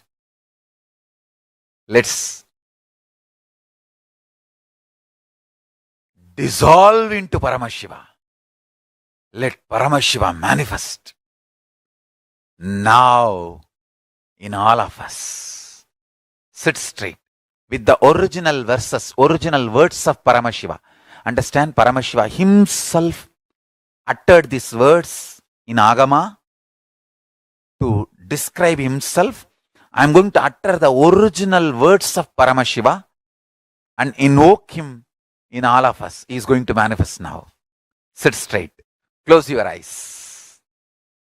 Om Satyo Jatam Prapatyami Satyo Jataya Vai Namo Namaha Bhave Bhave Nati Bhave Bhavasvamam Bhavodbhavaya Namaha Vamadevaya Namo Jyeshtaya Namah Sreshtaya Namo Rudraya Namah Kalaya Namah Kalavigaranaya Namo Balavigaranaya Namo Balaya Namo Balapramadhanaya Namah Sarvabhuta Damanaya Namo Manonmanaya Namaha Akorebhyo Takorebhyo Gora Gora Darebhyaha Sarvebhyo Sarva Sarvebhyo Namaste Astru Rudra Rubebhyaha Tatpurushaya Vitmahe Mahadevaya Dhimahi Tanno Rudra Prachodayat Isanas Sarva Vidyanam Ishvaras Sarva Bhutanam Brahmatibatir Brahmanotibatir Brahma Shivo me Astu Sada Shivom.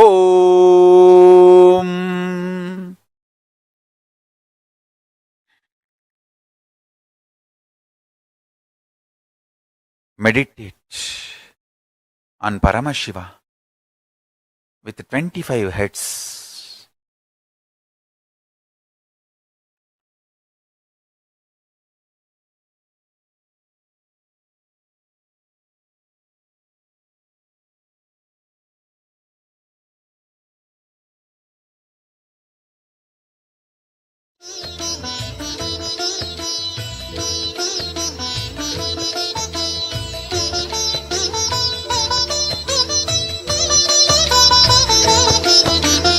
ஏகதயாநிதி ஈஸ்வரனாம் நம ஈன்றவள் சூலுக்கு காவலனாம் சாஸ்வதமானவன் ஈஸ்வரனாம் நம் சாகச செயலுக்கு மூலவனாம் சிவபெருமான் யுக சுகம் தருவான் வழியுரைத்து நல்ல வரம் தருவான் சன்னதி வந்தோர்க்கு நிம்மதி தந்தாளும் ஈசனை நேசனை போற்றிடுவோம் நடன சபேசன் திருவருள் நாடி நடப்போம் நடப்போம் மதுரை பதி தேடி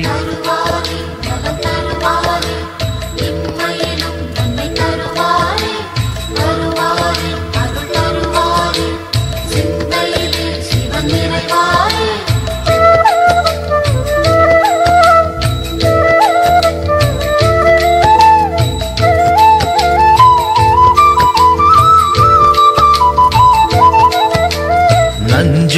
பூதநாதர் சிவன் போற்றி, அந்த சந்தியா காலத்து சனி போற்றி, நவசந்தி தாண்டவ குரு போற்றி, அந்த மகா பிரதோஷ நாள் போற்றி, தேய்பிரையில் அந்த வளர்பிரையில் தேடிச் சென்றால் அருள் கூடிடுமே, நர்த்தனம் காட்டும் ஆடிய பாதம் திருமுகம் கண்டால் நலந்தானே, தேடிடும் கண்களில் ஆடிடும் பாதம் தெரியும் தெரியும் இது நிஜமே.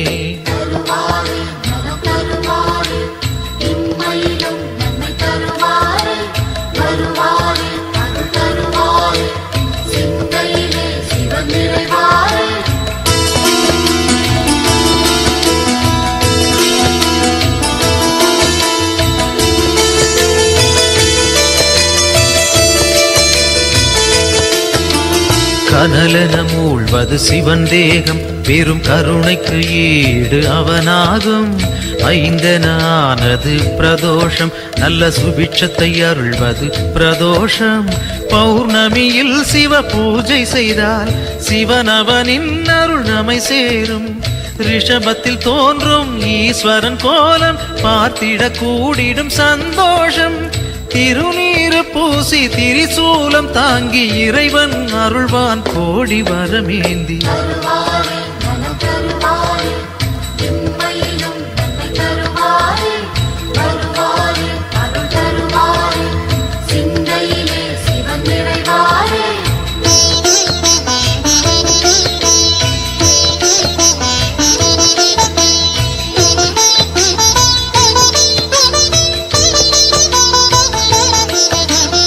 திருக்கோவில் வாசல் முன் தோன்றும் அந்த நந்தி தேவன் அருள் வேண்டும், பிரதோஷ காலம் வரும் நேரம் அவன் திருவருள் யாவும் கை கூடும், எம்பெருமான் வரும் வாகனமே எப்பொழுதும் நம் துணை வருமே, முன் நின்று நந்தியின் காதினில் கூறிடும் செய்திகள் சிவனது செவி சேரும், இம்மையில் நலம் தரும் சிவனது அருளால் எடுத்த செயல் யாவும் ஏற்றம் பல காணும்.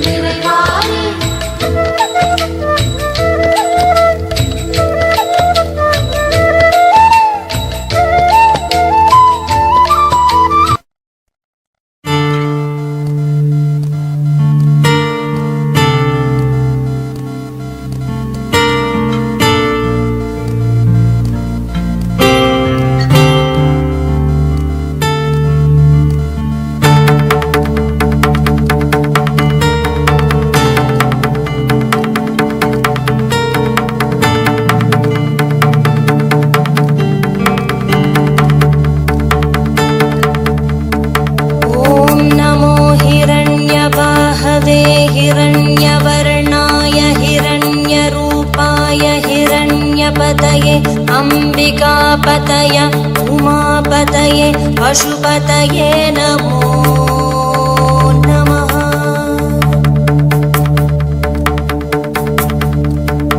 ॐ नमो हिरण्यवाहवे हिरण्यवर्णाय हिरण्यरूपाय हिरण्यपतये अंबिकापतये उमापतये पशुपतये नमो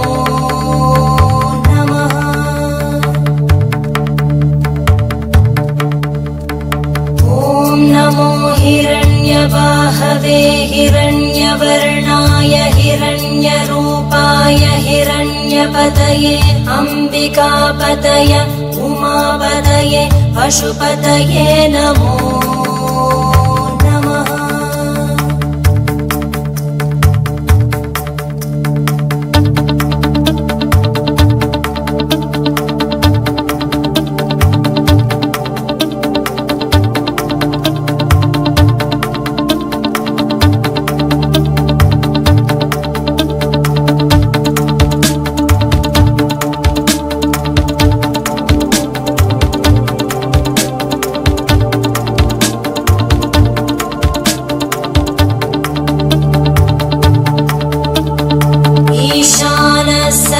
सर्वविद्यानां ईश्वरः सर्वभूतानां ब्रह्माधिपति ब्रह्मणोऽधिपति ब्रह्मा शिवो मे अस्तु सदा शिवो।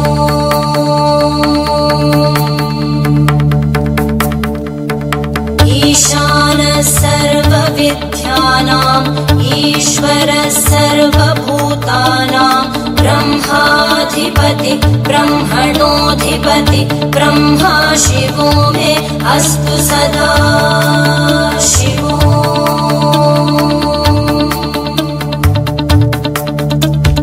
ईशानः सर्वविद्यानाम् ईश्वरः सर्वभूतानां ब्रह्माधिपति ब्रह्मणोऽधिपति ब्रह्मा शिवो मे अस्तु सदा शिवो।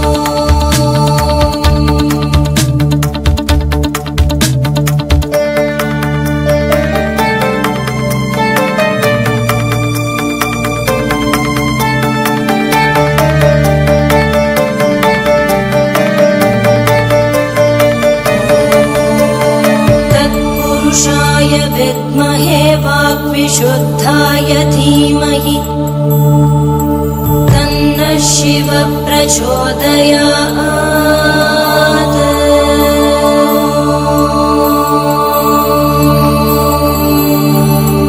महादेवाय विद्महे रुद्रमूर्तये धीमहि तन्नः शिवः प्रचोदयात्।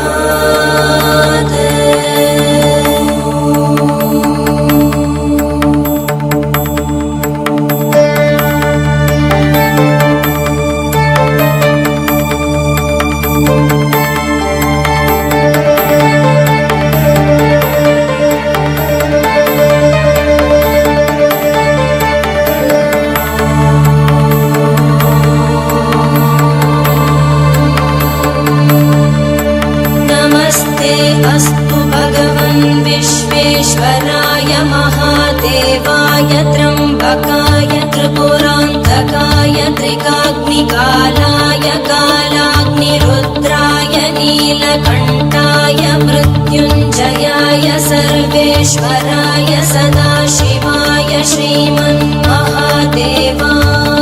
नमः।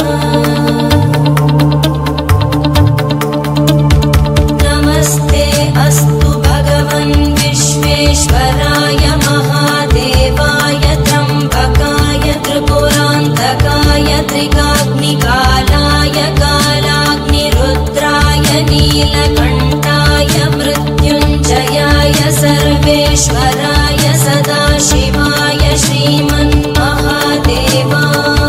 नमः। श्रीमन्महादेवाय नमः। श्रीमन्महादेवाय नमः। शान्ति शान्ति शान्तिः।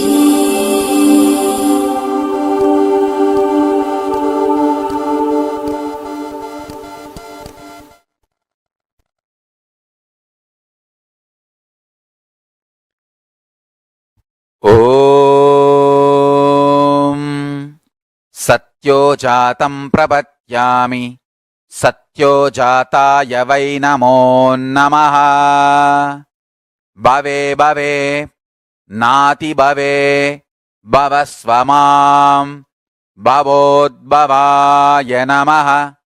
वामदेवाय नमो ज्येष्ठाय नमः श्रेष्ठाय नमो रुद्राय नमः कालाय नमः कलविकरणाय नमो बलविकरणाय नमो बलाय नमो बलप्रमदनाय नमः सर्वभूतदमनाय नमो मनोन्मनाय नमः। अघोरेभ्यो तघोरेभ्यो घोरघोरधरेभ्यः सर्वेभ्यो सर्वसर्वेभ्यो नमस्ते अस्तु रुद्ररूपेभ्यः तत्पुरुषाय विद्महे महादेवाय धीमहि तन्नो रुद्र प्रचोदयात्।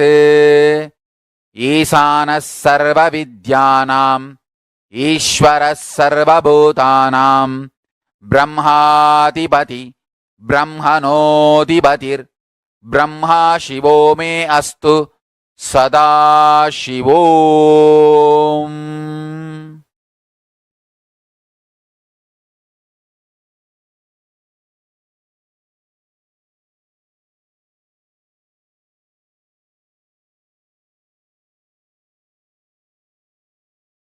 ॐ Nityanand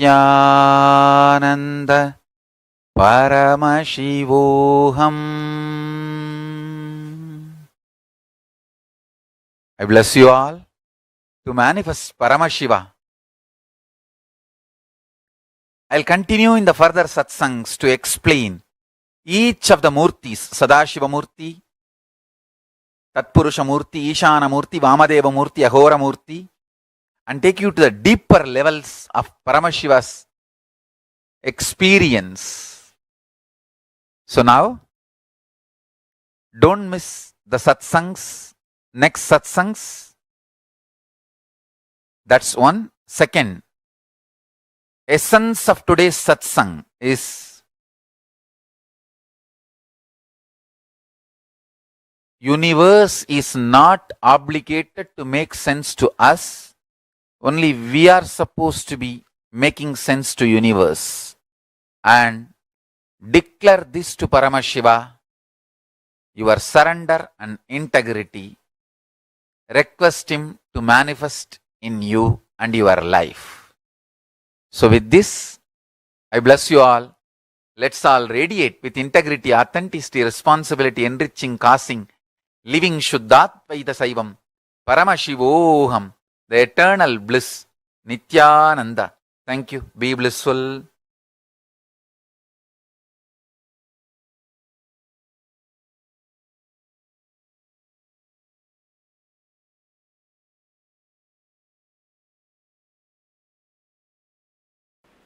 Each concept, it is said that by Vidya, the knowledge cognized from the right context of grasping the truth, consciousness and the superficial knowledge acquired from the wrong context of grabbing without cognizing the subtle truth, certainly a different result is achieved. Similarly, it is said that by avidya, the authentic actions and the ignorant actions, a very different result is achieved. Thus, we have listened from those wise beings who explained that absolute principle to us. Listen.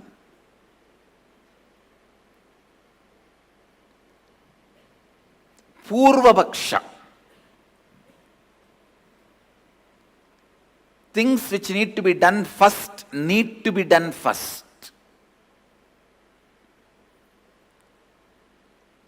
When your body is dried with the testosterone and estrogen hormones, your brain develops certain very subtle, most subtle, powerful grooves, zones where superconscious can reflect in its original pure form without any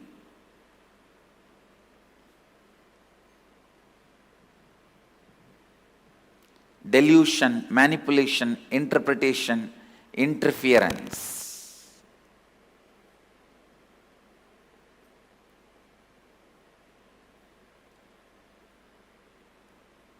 Please listen. I am making a very significant statement.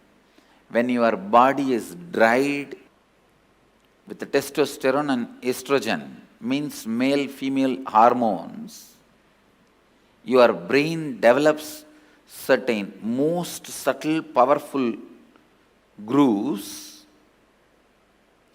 where the pure superconsciousness can reflect in its original form, in its original existence, the reflection is so pure, so authentic, it is as good as the original. That is the reason the context, Purva Bhaksha, the pre-preparation, is needed for enlightenment process.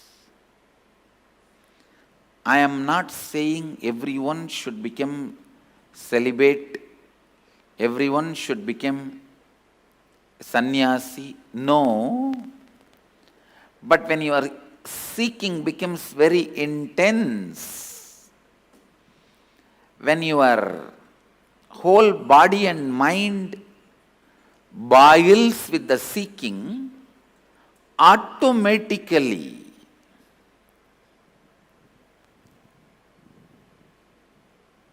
body and mind evolves to a level where your body dries up and brain develops this rich, subtle grooves where superconsciousness can reflect beautifully, powerfully.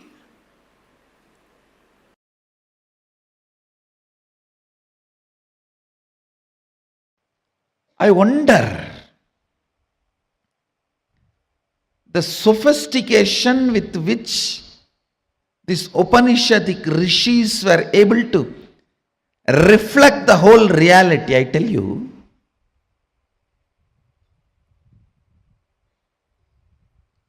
the detail with which they describe the stars and the planets in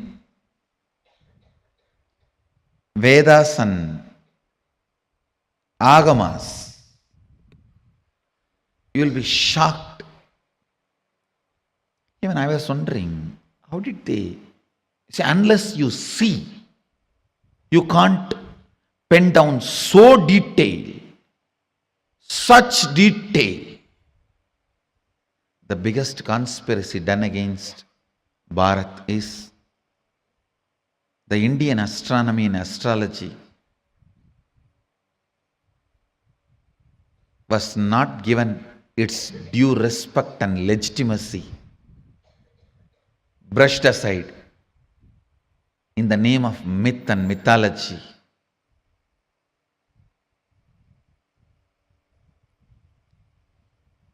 If you read, you will understand. Oldest in the future, longest possible prediction can be done only by our calendar, Panjiga. Science is so perfect. I used to wonder, what was the telescopes they used? What was the satellites they used? How did they so precisely record the details? Actually, the exact method happened. I saw in the cosmic records. One rishi will sit in Samadhi and reflect the whole cosmos in his inner space. The other rishi will just see his inner space, do fast forward, just like how you handle the iPad and pen down. That's the way they have done it. He will become so pure, complete completion, his inner space will just reflect the whole Milky Way, the whole cosmos. And the other rishi who is recording will push, pull, do fast forward or rewind, even zoom in, zoom out and pen down. Understand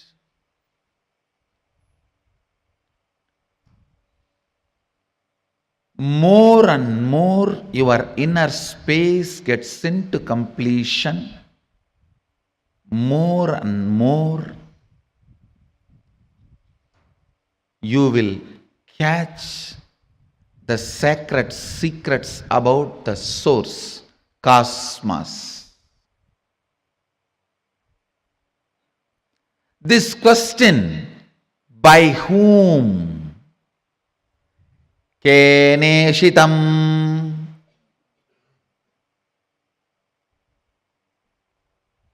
The Kena Upanishad, the essence of Kena Upanishad,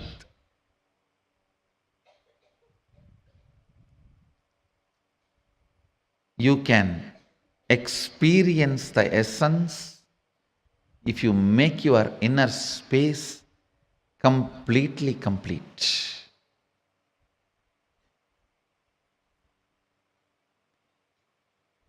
If you are ready with the completion, I can just show the exact reflection of Keneshitam. By whom? In this Upanishad, Devi is the Guru. Understand? It is directly from Devi, Uma. First time the word Uma appears in this Upanishad. Devi is addressed as Uma in this Upanishad.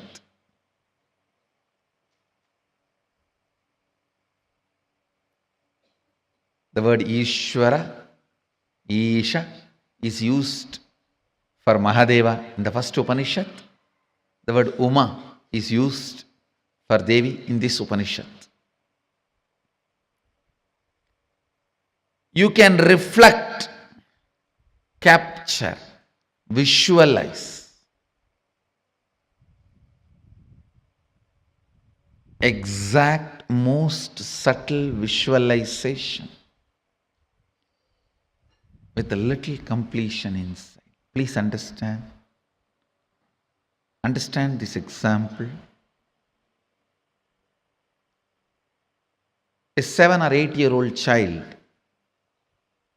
is made to see pornography again and again. The physical maturity age is quickened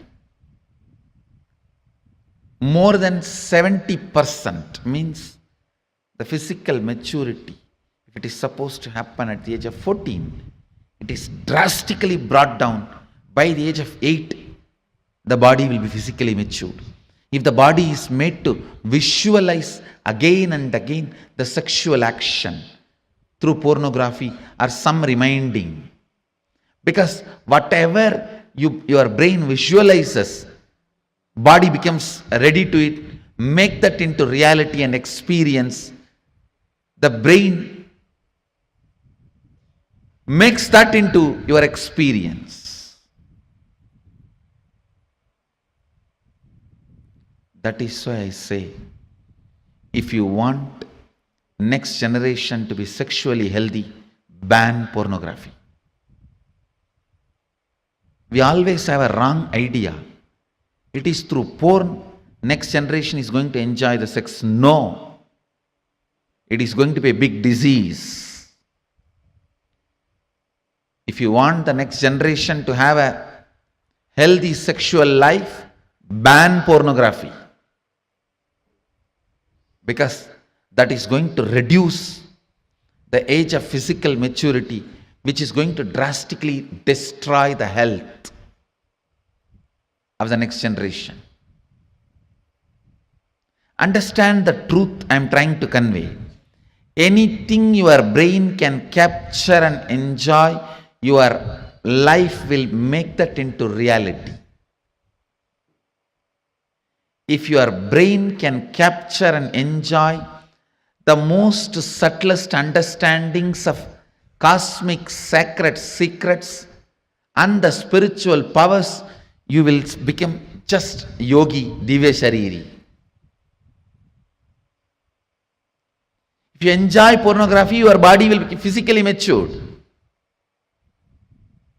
If you enjoy the subtle powers, subtle understandings, simply your body will become Divya Shariri. You will become yogi, Bala yogi, Bala Sant. Bala Sant is a person whose brain captures all these highest conscious truths, subtle truths while you are young. The way your brain captures these great truths, simply your body starts manifesting it. You become yogi, you become a Divya Shariri, you become embodiment of Mahadeva. You become Bala Sant.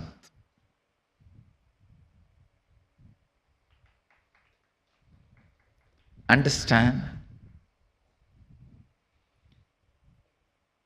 Ability to reflect the subtlest truths.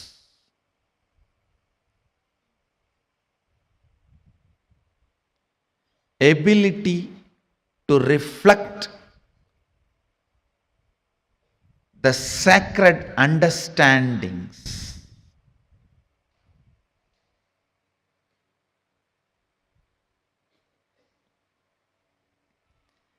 Ability to catch the most sacred bliss. Ability to capture the powerfulness of the consciousness. Ability to look into the source of the cosmos happens with tremendous completion and peace in the inner space. So before entering into this Upanishad, I request all of you today, spend time doing completion.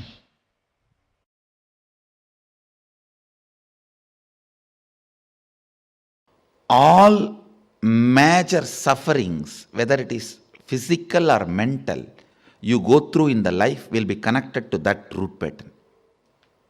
It is the root pattern responsible for serious physical or mental sufferings you go through. It starts only from there. And blessed are those who complete with their root pattern when they are young or before it manifests as any serious disorder. How many below 30? Raise your hand. You guys are the real blessed. Real blessed. Because it will never manifest as any disease in you. It's killed.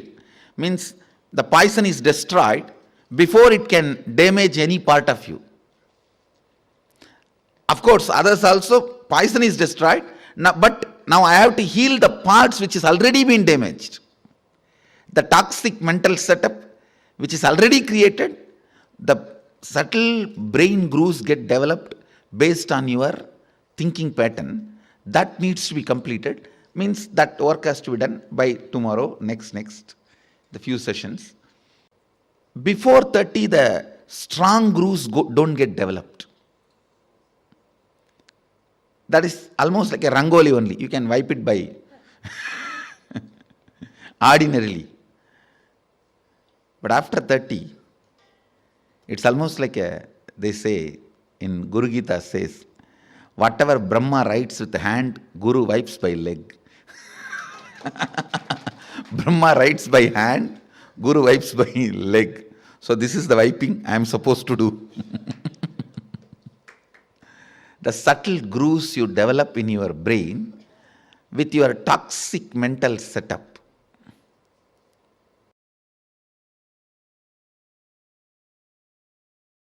I tell you, If at all you guys have one more Janma, take birth in Indian village where this Ramayana, Mahabharata, all these great things are constantly screamed and heard.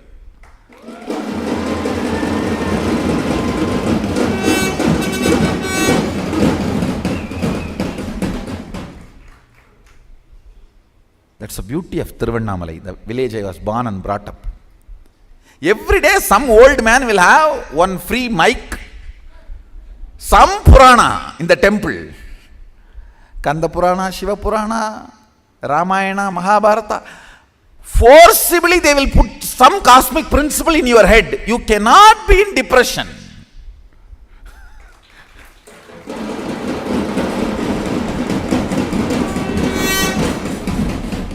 How long you will resist? How long you will resist? 2 days, 3 days, after that? Some way it will get into your ears. These cosmic principles, when you cherish them,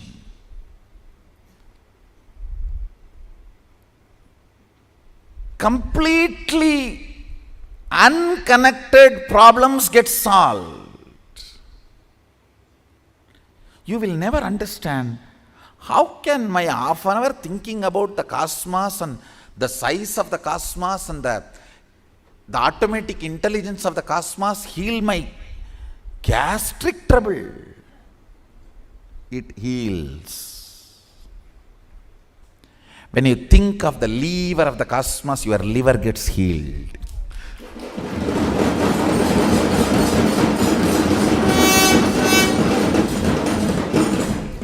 I tell you,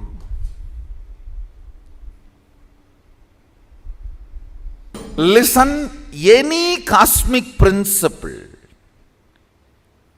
you don't even need to seriously practice it. Just like a sipping cup of coffee, if you sip and very casually flirt with them, romance with them, those cosmic principles, you will see your third eye just goes up, zoom, and refueled. The whole third eye, thankful. Then you can run your life for quite a long time. Cherishing cosmic thought currents, cosmic principles, cosmic understandings. What Mahadeva talks about cosmology, how he introduces the principles of cosmos, how he introduces dharma, how he introduces the cognition, the individual cognition and the cosmic cognition, how he introduces the microscopic and telescopic understandings. Understand? The microscopic and telescopic understandings about the Brahmanda and Pindanda, macrocosm and microcosm. Even a simple cherishing fuels your third eye and you start manifesting powers. You may just sit and think about how many cosmos, Brahmanda, Bhuvana exists. By the time you open your eyes, your wealth problems would have been solved. I have seen this happening, understand. Logically, you may not be able to connect at all. How come? I was thinking about that and this is solved. Because cosmic principles always iron out your blind spots of why you exist and how you exist. Why you want to exist and how you exist. That blind spots get cleared. That is what I call third eye opening.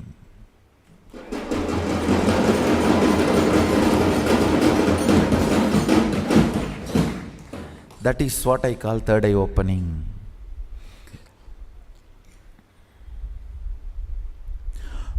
You want to exist for excellence, but you exist for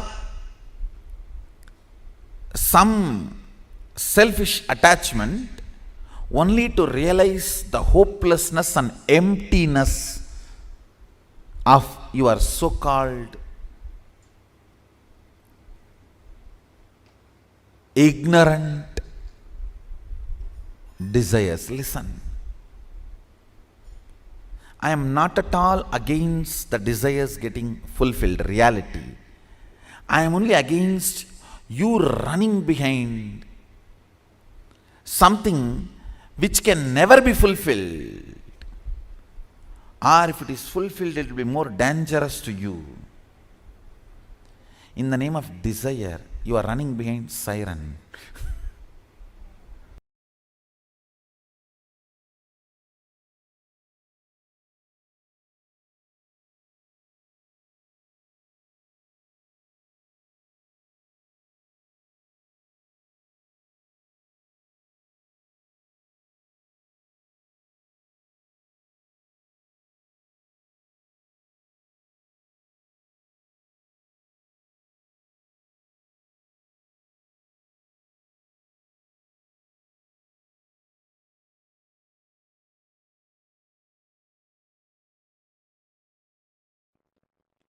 Understand, activating the whole brain and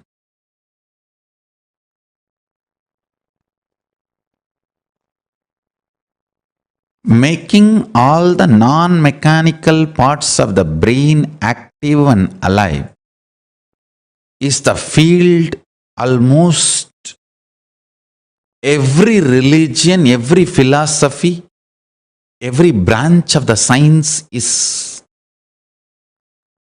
enamored, working, researching. Understand? Making the whole brain active, awakening the non-mechanical parts of the brain. I can say in a way almost the goal of all religions and philosophies. In the modern day, every scientific field, every field,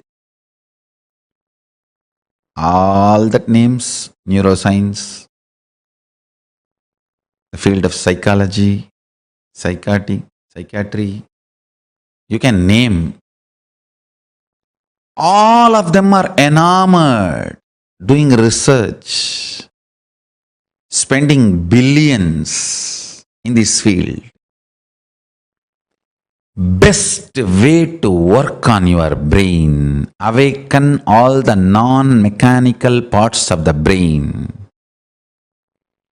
Awaken your whole brain. The best way is to make more and more super consciousness manifest in you. More and more higher states of consciousness sinking in you. How? Starch in the rice and milk is absorbed by the brain, and brain started growing bigger and bigger when human beings have started vegetarian lifestyle, rice and milk as their regular food. Listen carefully.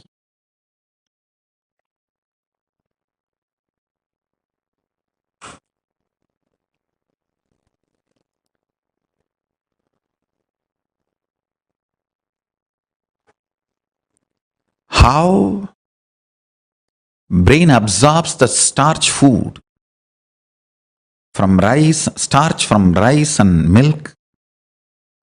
It absorbs super consciousness during the time of the puja.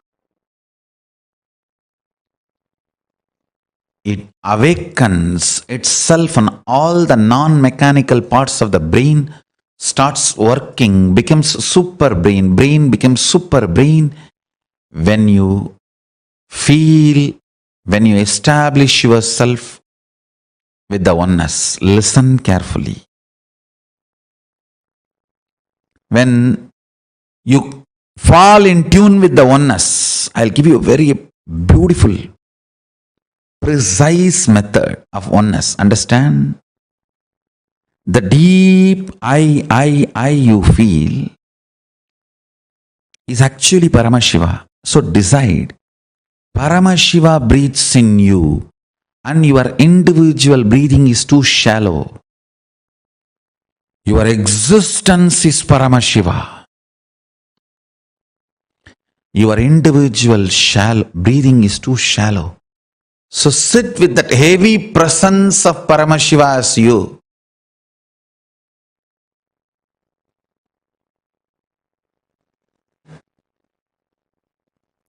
You will see all the non-mechanical parts of your brain is awakened. All the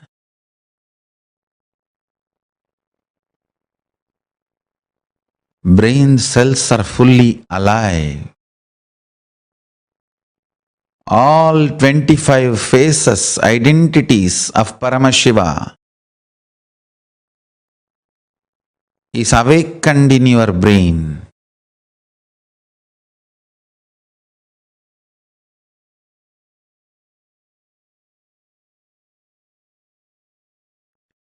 All the 11 dimensions are available to you. All the 5 aspects of Paramashiva manifest through you. His 25 head and 50 hands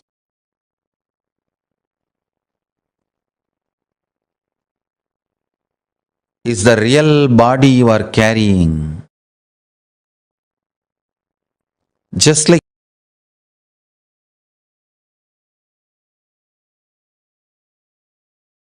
you are not aware of the tip of your hair,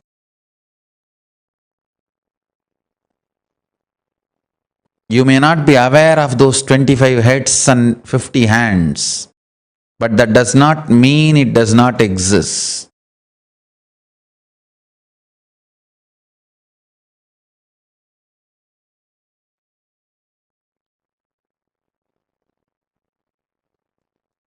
You may not be aware of the tip of your hair, that does not mean you don't have the hair. Same way, you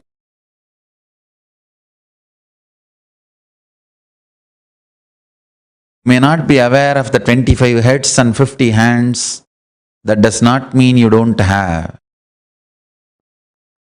Remember to sit as Paramashiva and breathe life into your body.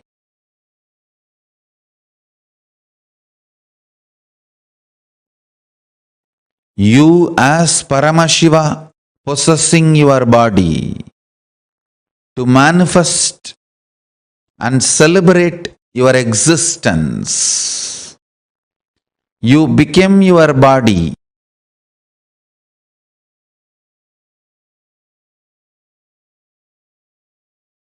You as Paramashiva became your body. When you sit as Paramashiva with his 25 heads and 50 hands, be Paramashiva and own your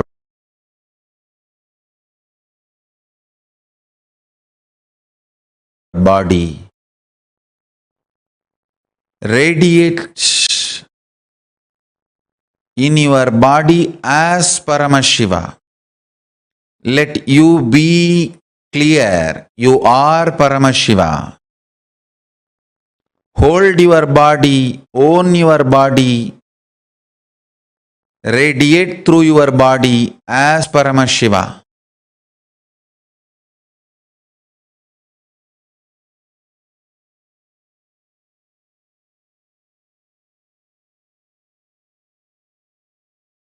You will see your whole brain will become active.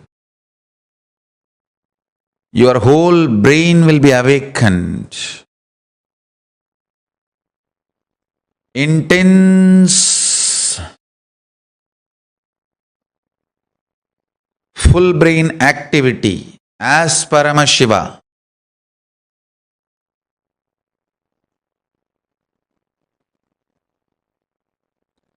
So much energy will be infused into your system when your whole brain is activated by the oneness. You manifest superpowers and your brain naturally becomes super brain. Cognize clearly. Know you are Paramashiva, ultimate.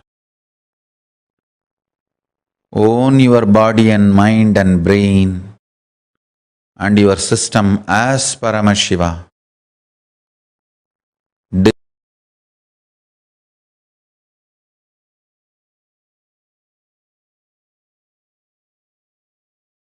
Decide to radiate through your body, brain, mind, intra-organs, internal organs and consciousness as Paramashiva.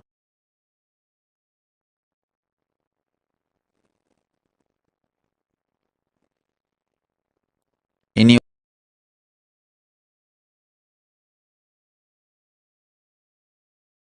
lifestyle, activities, relationship, everything, radiate as Paramashiva.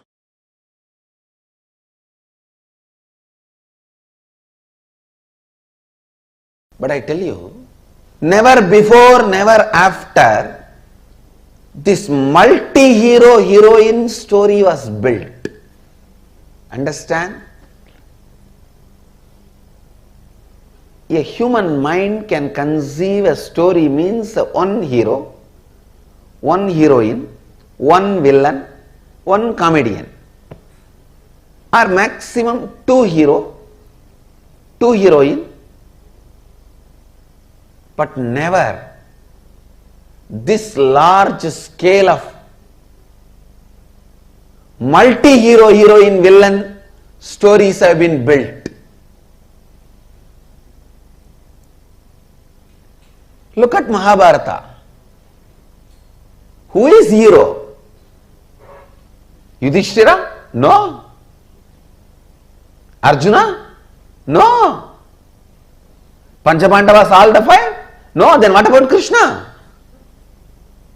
All right. Panchabandavas and Krishna? No. What about Bhishma? All right. Panchabandavas, Krishna and Bhishma. What about Karna? What way is less heroic? All right. Panchabandavas, Krishna and Karna, Bhishma. Then what about Drishtadyumna? He is not heroic. What about Drona?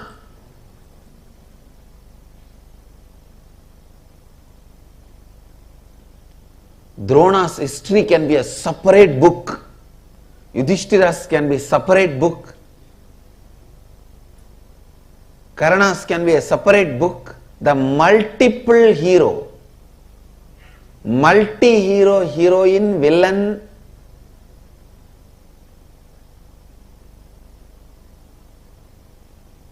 story which was never before or never after recorded so beautifully. I may not want to say it is story written. I may only want to say it is story recorded. Because no human mind can conceive such a multiple layered stories. See, the modern day very clearly proves to conceive a multiple layered story, you need a subtle grooves of your brain awakened. When I read the story of Mahabharata, I am 100% sure Vyasa's all subtle grooves of the brain have been awakened. All non-mechanical parts of the brain is awakened. I think Vyasa's whole body was brain. Because Each character, Shikandini, he builds the Shikandi's character for 3 births.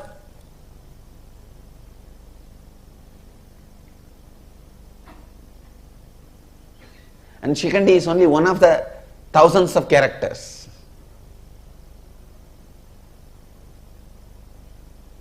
Who will you call as a hero? Who will you call as a villain?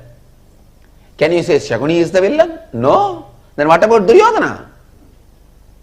Can you say Duryodhana is villain? Then what about Dushasana? Who has done more damage?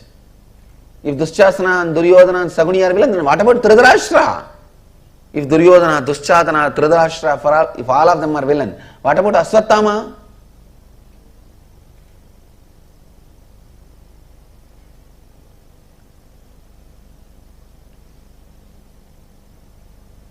Who is a heroine? Can you say Kundi is a heroine? Then what about Ganga? If you say Kundi and Ganga are heroine, then what about Gandhari? If Kundi and Ganga and Gandhari are heroine, then what about Draupadi? The multi-hero, multi-heroine, multi-villain story, which was neither conceived before nor conceived after, and nobody is made as hero. Everything is recorded. Please understand. Nobody is shown as perfect. The fraudulence Krishna did, cheap fraudulences are recorded.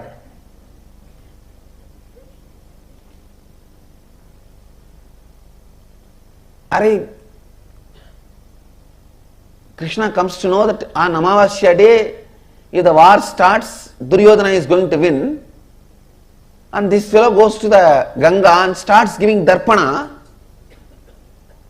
The sun and the moon, Surya and Chandra, they get surprised and they look, what is this? Why is Krishna giving darpana today? Today is not Amavasya. They both run to him and ask, oh Mahadeva, Bhagavan, why are you giving darpana today? Today is not Amavasya. Then Krishna looks at them and asks, what is the meaning of the Amavasya? They say, when sun and the moon meet, both of us meet. Krishna said, I already made you guys meet. Darpana is done, go. Amavasya. What a silly game for a Bhagavan to play. What a silly game for a Bhagavan to play. But I tell you, he is the greatest being. Krishna, you can never compare. Never before nor after.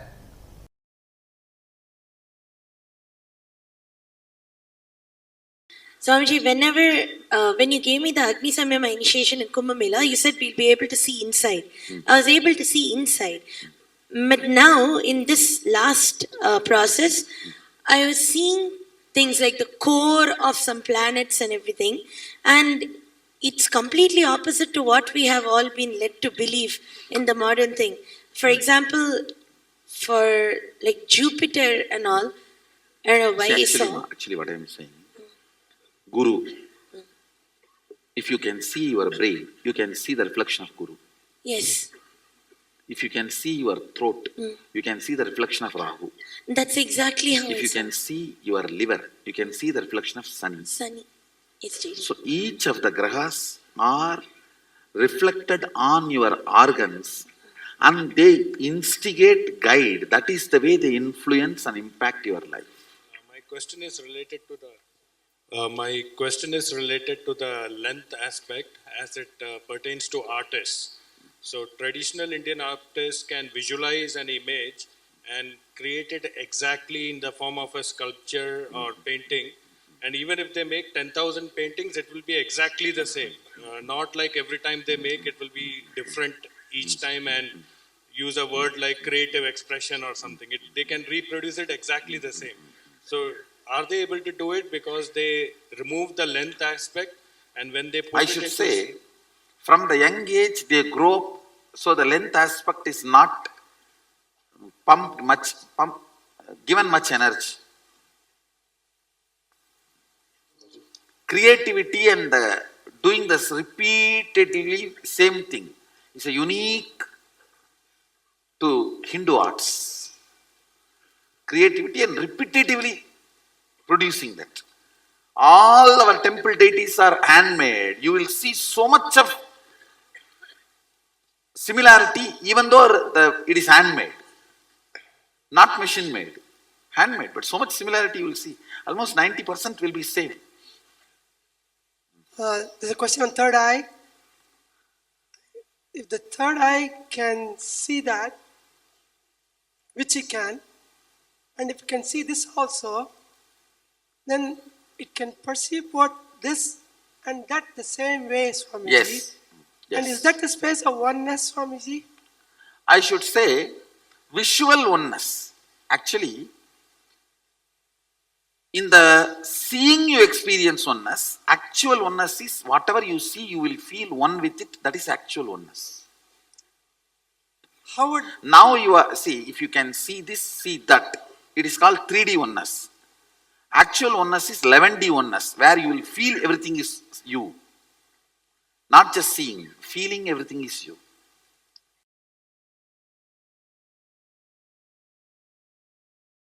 Ability to balance your being.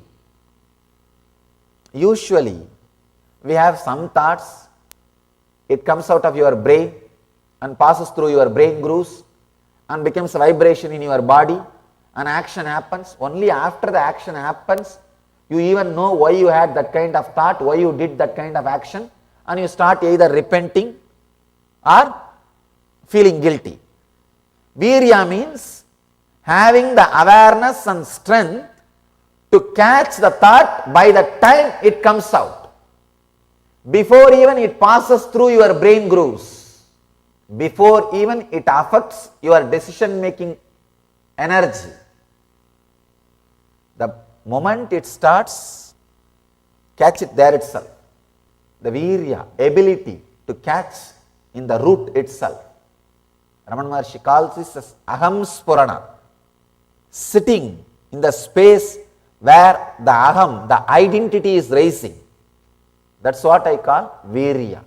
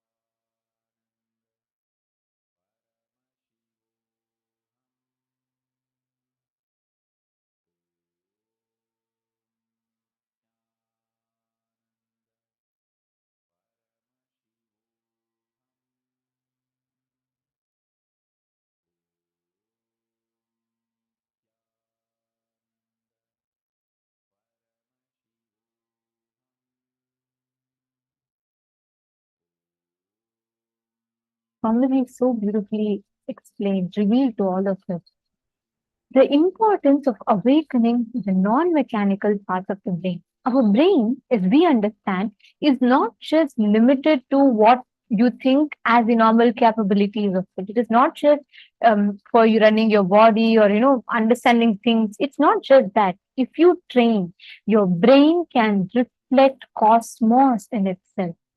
The Brahmanda, the macrocosm, can be reflected in your Pindanda, the microcosm, the state in which you exist. Today, through the Mahasadashiva Murti, Bhava Samadhi Darshan, Swamiji is going to be conducting some of the most unique, some of the most powerful and very special initiations for all of us. Swamiji is going to be taking all of us through this process and awakening our brain grooves through this powerful process. So Swamiji is going to be initiating all of us to rewire our brain, awakening the non-mechanical parts of the brain and the subtle brain grooves that Swamiji was explaining. And the second initiation we are going to be receiving is super brain, awakening the brain's ability to have telescopic and microscopic vision. The next is Aham Spurana process. Swamiji is going to be initiating all of us to be able to awaken the brain grooves by visualizing the 25 heads of Mahasadashiva. It's a very powerful process that Swamiji took all of us through describing the 5 faces of Mahasadashiva, right? In this process, Swamiji is going to be taking us through that visualization and awakening the brain grooves through this particular visualization process. And this is going to be a very, very powerful initiation. From morning till now, we've learned about conscious elasticity. We all understood about Shiva Vidya from the Mrigendra Agama. Then we understood about how you can rewire your brain. We also understood about how you can train your brain to reflect the cosmos and how we can awaken super brain through superpowers. So all of these are the topics that we covered from morning till now. Now, the time has come for all of us to get ready to receive this very, very powerful, profound initiation from Swamiji. How many of you are ready for, excited and ready for today's initiation? Put in the chat.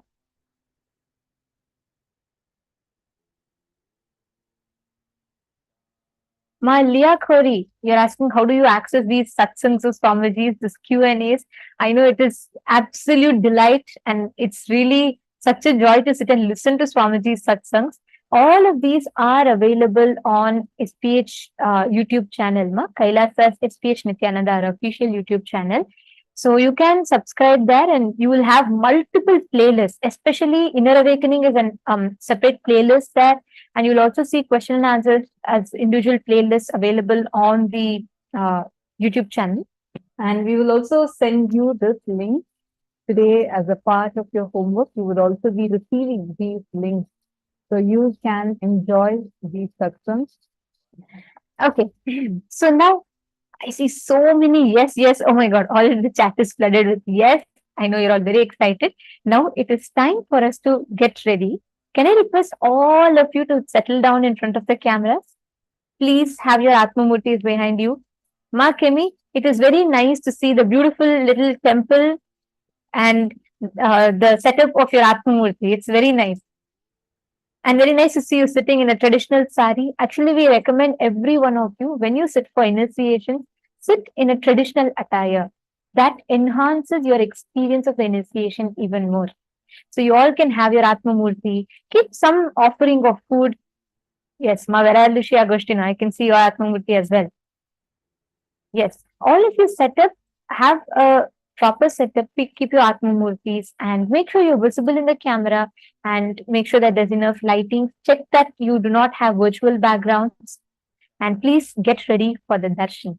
Today we are going to be receiving the darshan of Mahasadashiva Murti and we will now be chanting the Dhyana Shloka of Mahasadashiva Murti.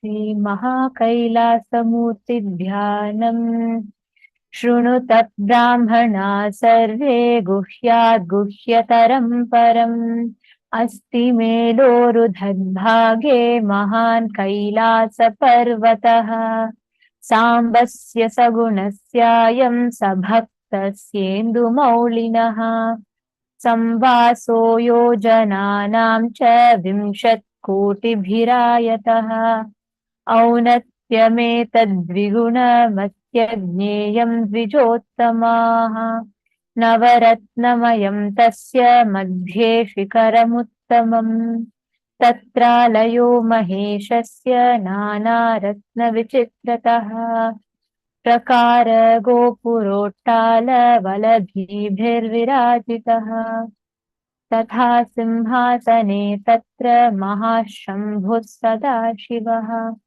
प्रफुल्लकमुलोल्लास पञ्चविंशन्मुखोज्ज्वलः धृतनानायुधद्भेदास् पञ्चाशत्करमण्डितः Pullaraktambujattata Shreebahvam Priyagulojjwalaha Vichitraratna Kichita Bhushanairapi Bhushitaha Aneka Koti Suryabhav Paramananda Vigraha Aprakrita Shriman Lakshya Lakshana Varditaha Yato Vacho Nivartante Aprapya Manasa Saha Gangashraya Jatajutas Chandrashekha Vibhushitaha Bhasmodhuli Sarvango Vyala Yagnopavitavan Kapalamadhari cha Vyaghra Charmambaravritah Prativaktram Trinayano Bhakta Sarvatsa Sadsiddhihi Prasadya Dakshinam Padam Kunchayit Vettaram Padam Abhayam Chakrashule cha Tanka Banau Gadambuje Khadgato Mara Shaktischa Parashu Prasa Pannagan Hallankushakshamalaschcha Churikadvajadandakau Vajrakumtansithadhamscha Krakamscha Bhindivalakam Panchavimshati Bahabirdhado no Dakshinai Shubhaihi Varachapau Mrugam Shankham Kheta Pasha Parashvadhan Mudgaram Damarum Ghantam Rudraveenam cha Pustakam Kapala Munda Khatvangam Bhushundi Pariganapi Halakam Phatta Sambetram Kamandalu Hutashanau Kartari Musalam Pincham Bhibhyam Dvamai Thathakaraihi Mahasadashivasyoyam Rajate Tatra Parvate. This beautiful chant describes to us in great detail about Mahasadashiva, the cosmic form in which Paramashiva resides, performing the Panchakritya, the 5 faces of Paramashiva and the 5 phases of Paramashiva. Now, let us all prepare ourselves. Let us all get ready to receive these extraordinary initiations. And when we prepare for initiation, right, whenever we are receiving these extraordinary initiations, it's not just like a metaphysical process that happens. It's extremely physical. Like you can actually feel the energy, you can experience the changes physically in your system, and they are tangible. And the power these would directly impact in your day-to-day life. Like you would be able to observe the changes happening in your physical body, as well as that reflecting in the very quality of your life being enhanced. And these are not limited to the, it's not limited to just the way we see or experience reality alone, but how you can tap into your own higher potential or higher possibilities of yourself. Now, to tell you all about today's initiation, we are going to share with you all one very beautiful happening from Swamiji's life to prepare us for the initiation, to receive the initiation. So we all know our brain, we've all trained our brain very well, like from the time you wake up in the morning, taking automatically without much of your conscious intervention, let's say, your brain automatically heads to the bathroom, it starts with a shower. You don't even need to train your brain. Your brain is programmed in such a way. From your young age, you wake up, you go for shower, you brush your teeth, then you have your food, then you get ready. It's so automatic. Like it barely requires your function. Many times, even you, let's say, even you driving to the office, it's not a function. It's not a process that requires much of your conscious intervention. It just happens almost as an automatic process. All your emotions, the words, when people utter a certain word, you don't consciously say, oh, wait, let me figure out what emotion should I react to. It's an automatic process again. the moment someone tells a word, it triggers you. It causes joy, it causes pain, it causes anger, it causes desperation, it causes different emotions in our inner space. And that again is almost automatic, which does not require much of your conscious intervention.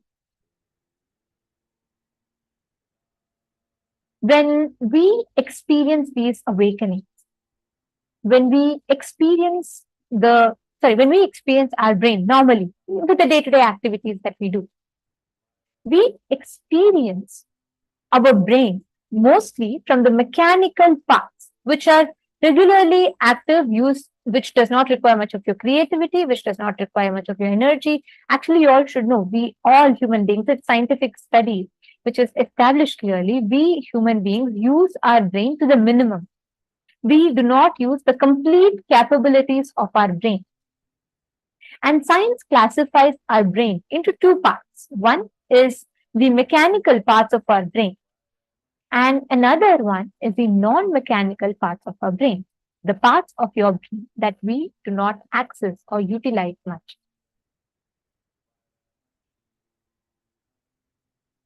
Now, today's initiation is going to be awakening your non-mechanical parts of the brain.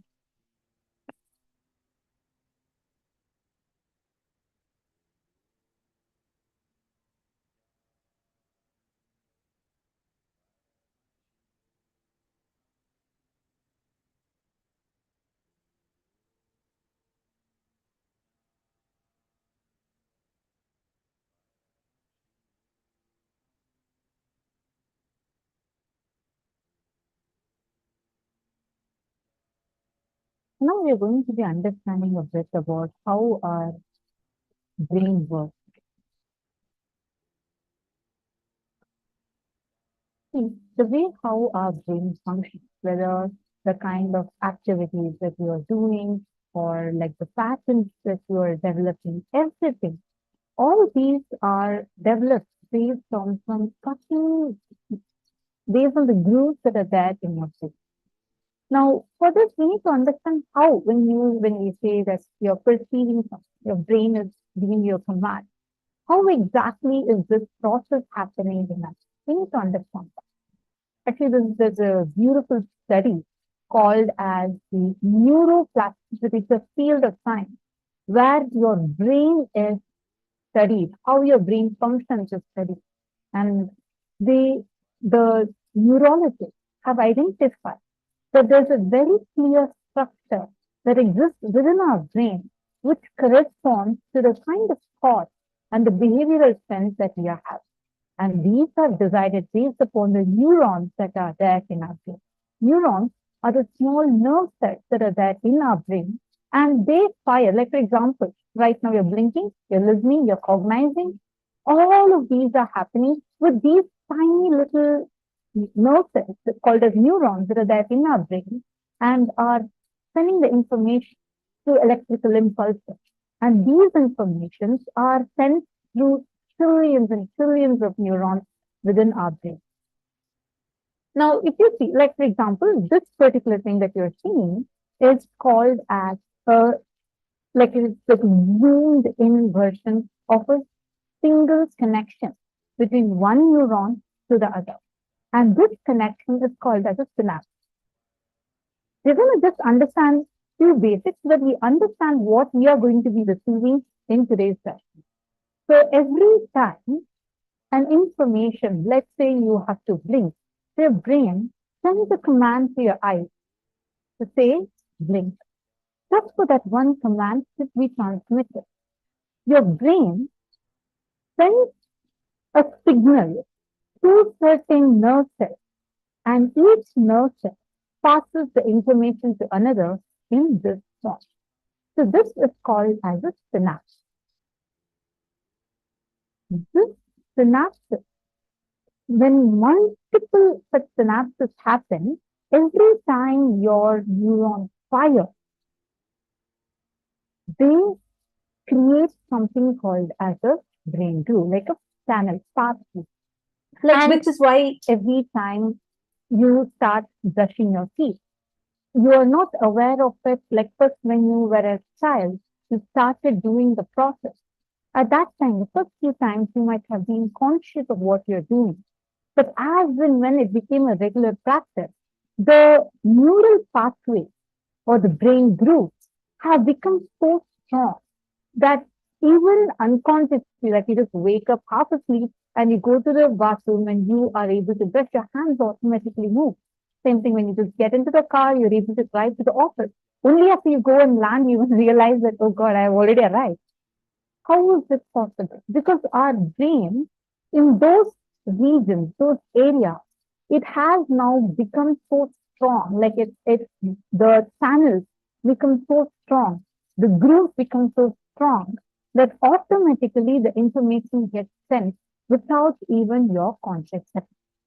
Now, knowing this, we need to first understand this wiring of the brain affects the way we exist. Like, for example, we are discussing about, okay, I have patterns, I have this information, that information, how do I get rid of this?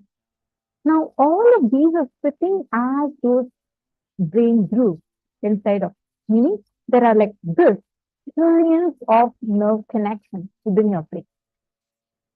And certain nerve connections, the neural connections, the neural pathways, which have been connected to send that message to your cells or to your motor neurons for certain functionalities to execute, like some patterns that you have, like some obsessive compulsive patterns that you have. All of these are recorded in this map. And today, Swamiji is going to be removing these connections, the wrong connections that you are having, and Swamiji is going to be rewiring our brain. So, if I have to put it in other words, most of the patterns that we build, almost all of them require a lot of effort from our side to break, is it not? Let's take, for example, your addictions or your habits that you really want to get rid of. There are two ways. One, you can change it. Yes, that's a good news. You can change it. But for you to put your conscious effort every single day, you have to undo the actions that you did. And you have to create a new neuron to discard the old synapse so that your brain can receive a new command and it can start building practice. But unfortunately, for people who have built it over the years, like 30, 40 years, it is going to take quite a bit of time for you to train yourself out of it. But there's another way, a very quick, fast, and the most powerful way you can do it, where an avatar intervenes and he initiates, awakens your brain's ability to reflect the cosmos. He simply just awakens the whole brain through the initiation, which automatically discards all the patterns and incompletions. Whenever Swamiji blesses us saying, I am liberating you from all the patterns now, he is talking about those hundreds of, millions of neurons, the neural connections in our brain, which is sitting inside us as patterns and which makes us do the same mistakes over and over and over again and again unconsciously. Now let's understand this in comparison with river land. Now a river land, when in a land, as the water keeps coming, what will happen? The land gets more and more deeper. The river land gets deeper and deeper. And the river, more and more water keeps getting added, the river becomes more strong. Now, let us say the river's connection is just stopped. What happens next? Let's say you put a dam and you change the water course. You don't need to do something separate for this river to stop. Once you cut off the source, slowly this will just dry up and no more this channel will exist. Same thing. Now, visualize this as your brain. The neural pathways, whichever you feel as wrong neural connections, Swamiji will just remove, just put a dam and divert your energy away from patterns like self-sabotaging patterns, victimhood patterns, all of these. And you would be completely free of them. without even you putting the separate effort. And that is why darshan alters the very neuroplasticity of your soul.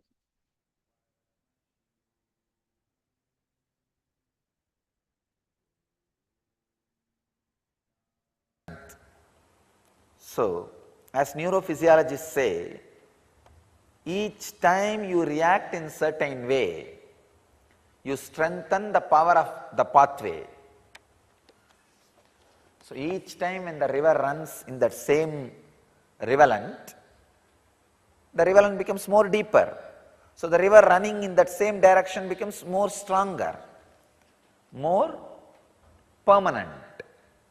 Same way, in your brain also you have so many rivers: Ganga, Kaveri, Yamuna, Saraswati, Godavari, Narmada, Sindhu, so many rivers. Some are wild rivers, forest rivers. The rivers which really creates calamity by the forest flood or sudden floods,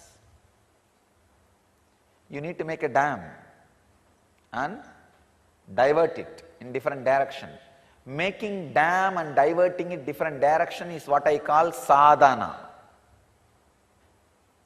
Sadhana means making dam and diverting it to different direction. But unfortunately, we have another one biggest rivulet: engraved memory, engram, samskara, laziness, eternal laziness.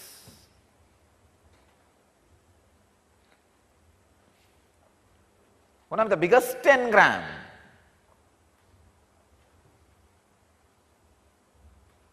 Biggest enemy for awakening non-mechanical parts of your brain, or sadhana, or for enlightenment, or for achievement, is laziness. See, once the laziness enters into your system, nothing can be done. Any big idea, tomorrow. Good idea, great. But you see, tomorrow is a good day to start. Always our elders say you should find out a right day, right time. See, today if I start, tomorrow I am not going to be there, I am busy. Dvandva vigna, dvitiya vigna should not be there. In our tradition, there is a tradition, the second day nothing should be broken. Dvandva vigna. Oh.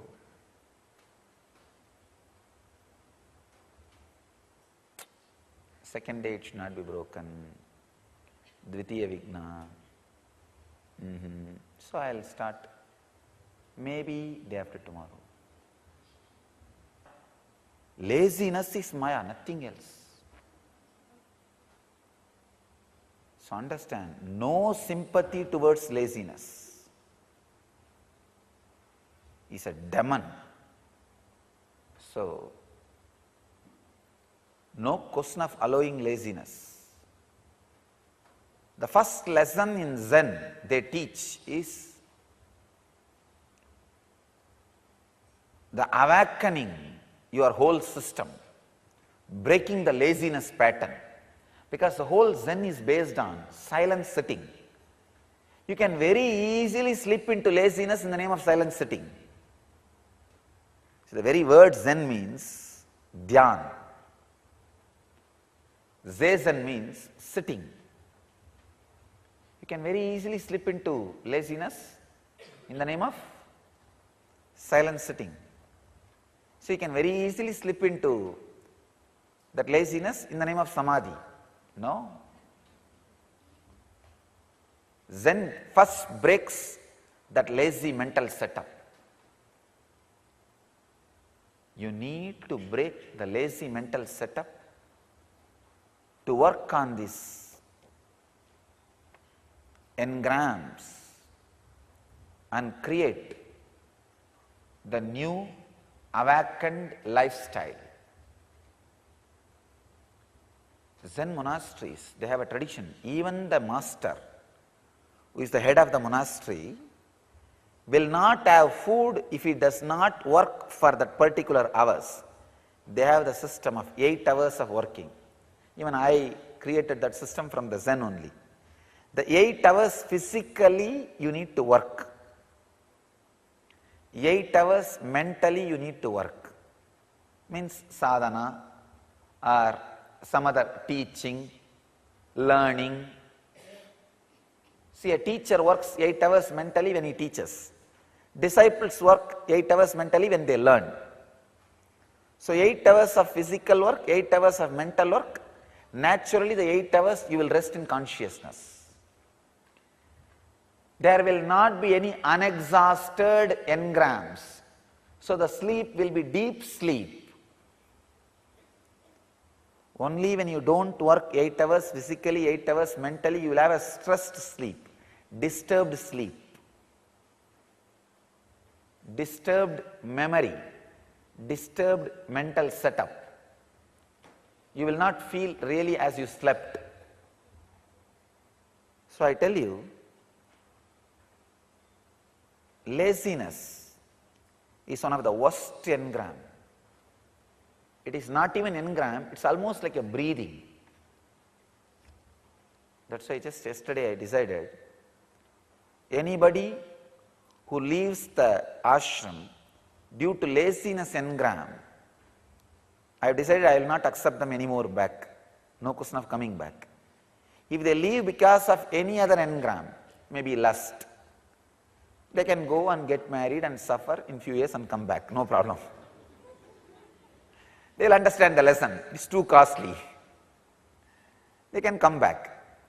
If they have the anger, then they can leave. And because in the society, when you express your anger, you will be getting nicely beaten. That mental setup will be broken. They can come back. Or if you have greed, then you can go and learn the lessons of the greed engram. What you need to do and you need not do. If you want to come back, come back. But if there is a lazy engram, laziness engram, and if they leave, nothing can be done.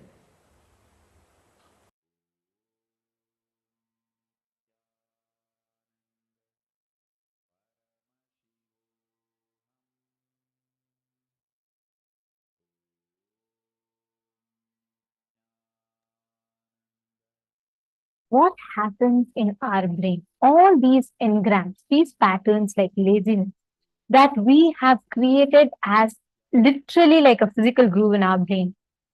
Swamiji completely is rewiring them, and Swamiji is awakening us to that highest capability of ourselves, what me, you, all of us can experience. And we all can see that during the initiation, when we receive these initiations from Swamiji, we are all literally being given the energy, like let's say supply, to completely discard all the old patterns that we create for ourselves, that we are struggling with, that we are suffering with, some to break free from. So just through this initiation, Swamiji is going to be completely awakening our whole brain. This initiation is going to be directly working on our brain grooves, awakening our whole brain, activating our whole thing. So that is a speciality of today's initiation. Now, we all know everything Swamiji tells is extremely scientific, because creating a physical change in your brain, ability to alter the brain waves, the brain patterns is possible. And this has been established once again, even scientifically as well. Just by the divine intervention, it is possible for you to change the frequency in which you exist. And each of us can experience these tremendous phenomenal changes in us just through initiation. So today, when Swamiji is going to be giving us this initiation, Swamiji is going to first, like we learned about awakening the super brain, the superpower, right, in the previous set. And then Swamiji also explained to us about what is rewiring Your of brain. brain. And Swamiji had explained to us about how the brain actually functions. Now, today in this initiation, the very neuroplasticity, meaning how our brain grooves are structured, that is going to be key. So let's all get ready for the initiation. Request all of you to take a few minutes and quickly get your Panchapachara Puja items and settle down. Now we are going to be entering into the darshan.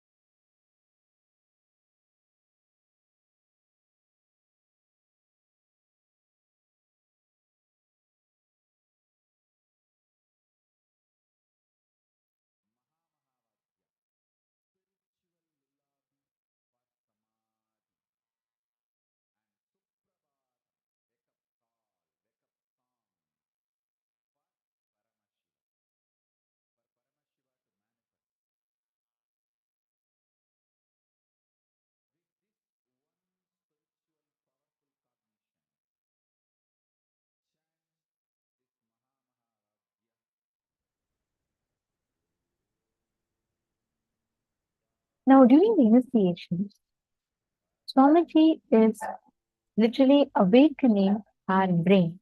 There's a very interesting process of how this happens. When you are looking at Swamiji, your brain, the neurons that gets fired in your brain, are firing in the exact same pattern, in the exact same neural activity as it happens in Swamiji's brain. Science calls this process as mirroring of neurons. And it is exactly through this process, what we call in Hinduism as Shakti Pada, you reflect, your brain reflects the exact process. The avatar can transmit the frequency that he exists in into us. Literally, Swamiji can raise our frequency that we exist in. And this was established scientifically in a groundbreaking research that was conducted on Swamiji himself. Dr. William Collins, a leading researcher and practicing neurosurgeon at St. Louis, had requested Swamiji to study Swamiji's brain, and he wanted to study a patient's brain as well as Swamiji's brain while Swamiji is giving healing. And Swamiji readily agreed to this. Actually, Swamiji has done many amazing scientific researches and studies to show how Sanatana Hindu Dharma is real and has established all these powers and the initiations scientifically. We are going to be sending that book as a gift for all of you. Now, so this was one such experiment. This happened in the year 2005, April 2005. And Swamiji readily agreed to this. Dr. Collins was amazed at what the results had been recorded. So on the 14th of April, Swamiji had met with Dr. Collins, and it was at his office in the Washington University. And Dr. Collins wanted to measure and analyze Swamiji's and the patient's brain pattern during the healing that one of the particular participant was receiving. So here, in this case, the subject who was receiving the healing was the doctor's very own son, David. And this son had met with an accident about 10 years ago, and he had lost his motor neuron sensor. Therefore, he was not able to talk, he was not able to walk, he was not able to move, communicate, or perform normally. And his communication was just through his eyes. So that was the situation with David. And this was the doctor's son. And Swamiji was going to heal the son, David, and the study was going to be recording what was happening in Swamiji's brain and what was happening in David's brain. And this was happening in 4 different phases. So the 4 main states in which the brain readings of Swamiji's and David's were recorded and compared. So the 4 states were, first one where they were just sitting normally. Second was when Swamiji was in the meditative space, in the space of Samadhi. Third was when Swamiji was healing, directing the energy towards David, the subject here. And the fourth was Swamiji radiating, just purely radiating the space of healing without specifically directing it towards David. And the key observations were something groundbreaking, what scientists had not even expected. And these results created new pages in the history of science. So first, it started with studying Swamiji's brain when Swamiji was entering into Samadhi. And this was something really, really amazing. Because Swamiji's brain was unusually quiet, especially the right side of the brain. It was completely quiet. And to explain this more clearly, normally for all of us, even when you are asleep, your brain is continuously active. But Swamiji's brain was completely silent. And the brain metabolism was 1 by 20th of normal people. This was way lesser than what Dr. Collins has ever seen even in his entire profession. Even much lower than that of calm people.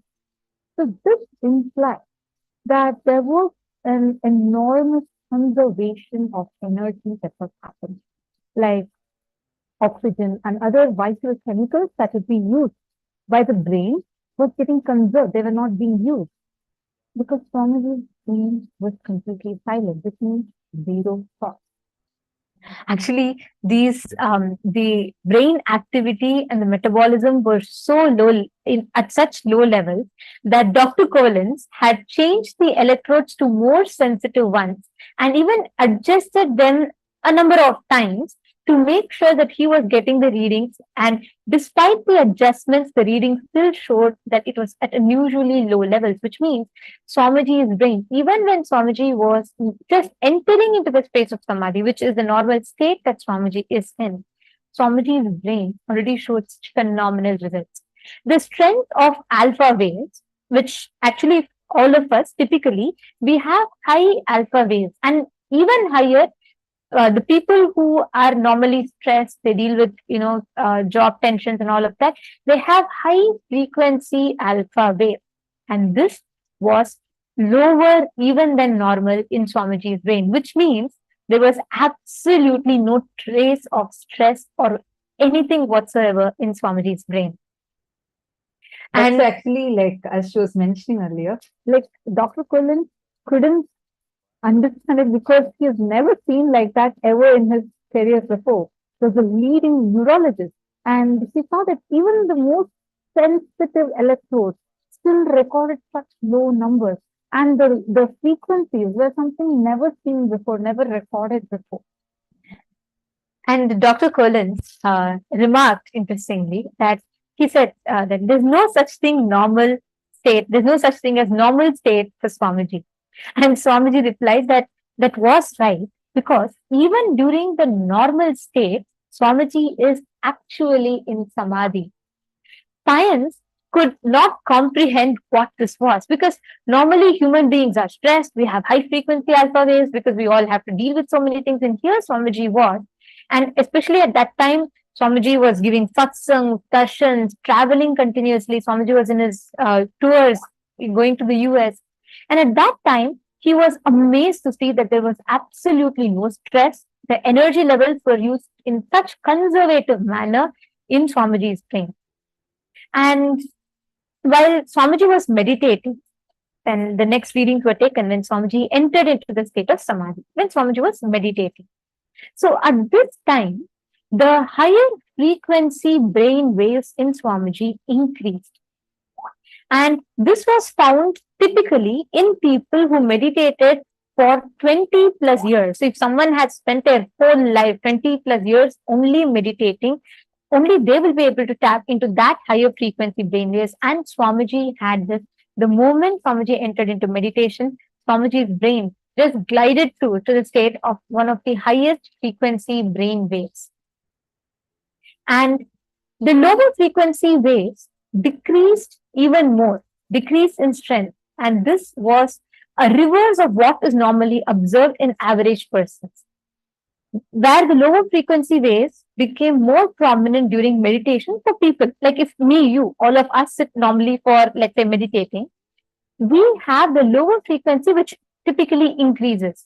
For Swamiji, it was completely the other way around. For Swamiji, the higher frequency brain waves increases. And Swamiji gave a science behind this. When the doctors explained, they said it's completely, they couldn't believe what they were seeing. Swamiji gave a very profound science for this. Swamiji said that when an average person, typically when we try to meditate, what do? We try to concentrate. So Swamiji said when average persons meditate, they concentrate. But when Swamiji does, he just enters into awareness. He just relaxes into that space of awareness. And that is the reason for such a huge difference, which clearly scientists could observe high frequency brain waves in Swamiji. So this was taken during the second state. Now, the next is the third state in which the scientific readings were done. The third state is when Swamiji was healing. So at this point in time, Swamiji was directly healing David, Dr. Collins' son. And Swamiji had placed his hand on David and Swamiji was healing. And when Swamiji was healing, Dr. Collins noted that Swamiji's brain readings were dramatically different, which means the right side of Swamiji's brain became much more active. You all should know.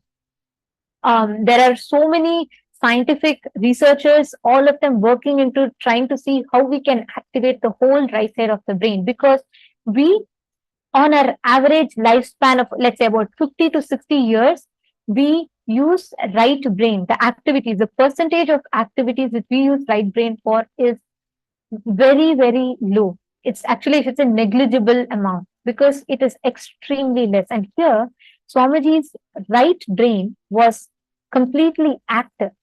And the difference between the right side and the left sides were clearly visible. Like Dr. Collins in his research found out that the right hemisphere, that is a part which does the global thinking and rapid processing. And that was highly active for Swamiji when Swamiji was transmitting the healing energy. Let's say, like whatever takes the left brain several minutes to process, the right brain will process it in half a second. So the right side is hundreds of times faster than the left brain. So Swamiji's right brain was much more active than compared to the left. And one interesting fact that Dr. Collins had noted was that right brain is also in the timeless zone, which means the right brain does not cognize the concept of time. And Swamiji's brain was exactly in that frequency. His whole right brain was active and it was functioning such a speed when Swamiji was transmitting the energy of healing to the subject who was receiving it.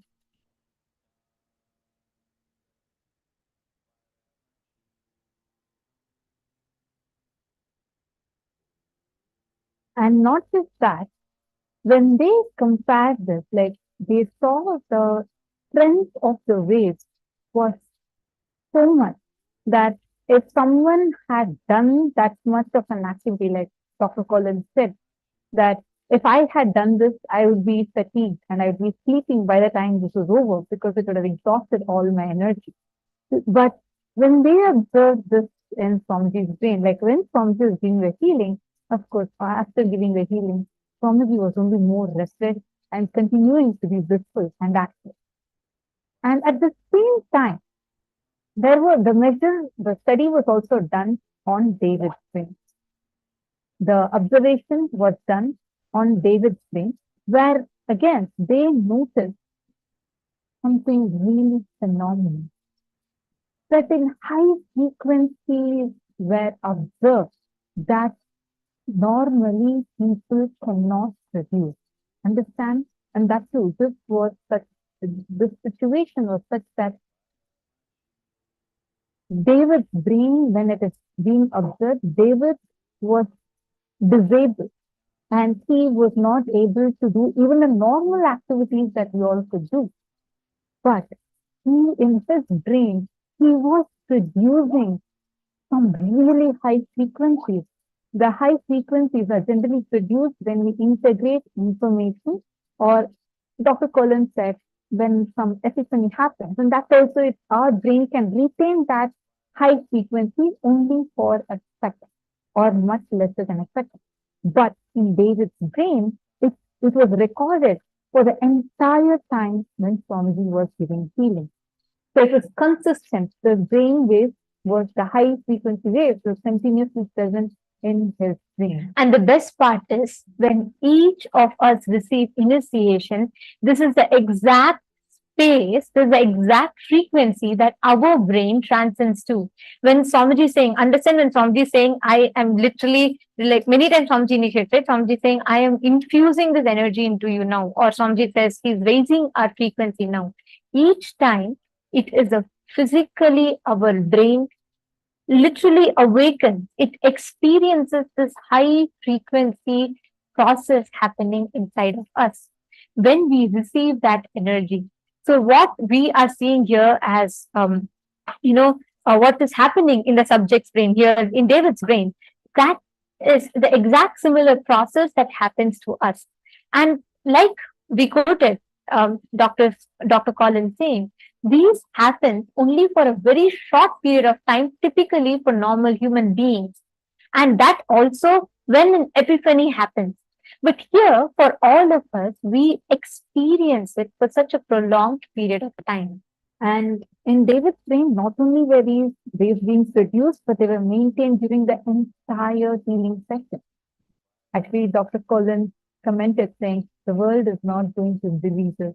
This is extremely unusual. It seems as if his brain was changing and hundreds and thousands of neurons in the brain was being rewired. This is the exact word. I'm just putting from what Dr. Collins has written and published. This research is also available on nithyanandapedia.org, and our support desk team will also share this link with all of you, so all of you can go and refer to this research. And he saw that the highest frequency waves were being sustained in David's brain. And this also meant that a very high metabolism of the brain was happening. Dr. Collins described it as equivalent to running at your fastest speed for 20 minutes straight. Understand? Running at your fastest speed for 20 minutes straight, what metabolism will be happening in your brain? That was happening in David's brain for a person who hadn't moved for last 10 years. His brain was exactly mimicking that neural activity. And did you know what happened after that? Dr. Collins thought, he was amazed by this change. So he thought that David could not walk for 10 years, but his brain literally did an activity that was equivalent to running at the fastest speed for 20 minutes. Seeing this, Dr. Collins thought that David would be exhausted by now. By the time the healing is over, they thought David would have he would have lost all the energy. But on the contrary, right after the healing, David said that he felt so energized. He wanted to go for a walk. He said he felt so refreshed. Understand, when we receive the healing, literally our whole brain is awakened. When we receive the healing, this is the exact change. When we receive the initiation itself, here it is just one person, and we can see the research, the results of which has astounded the scientists.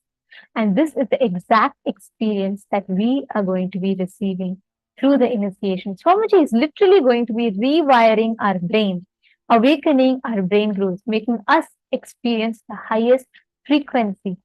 And literally, like what we saw now is just a glimpse of it.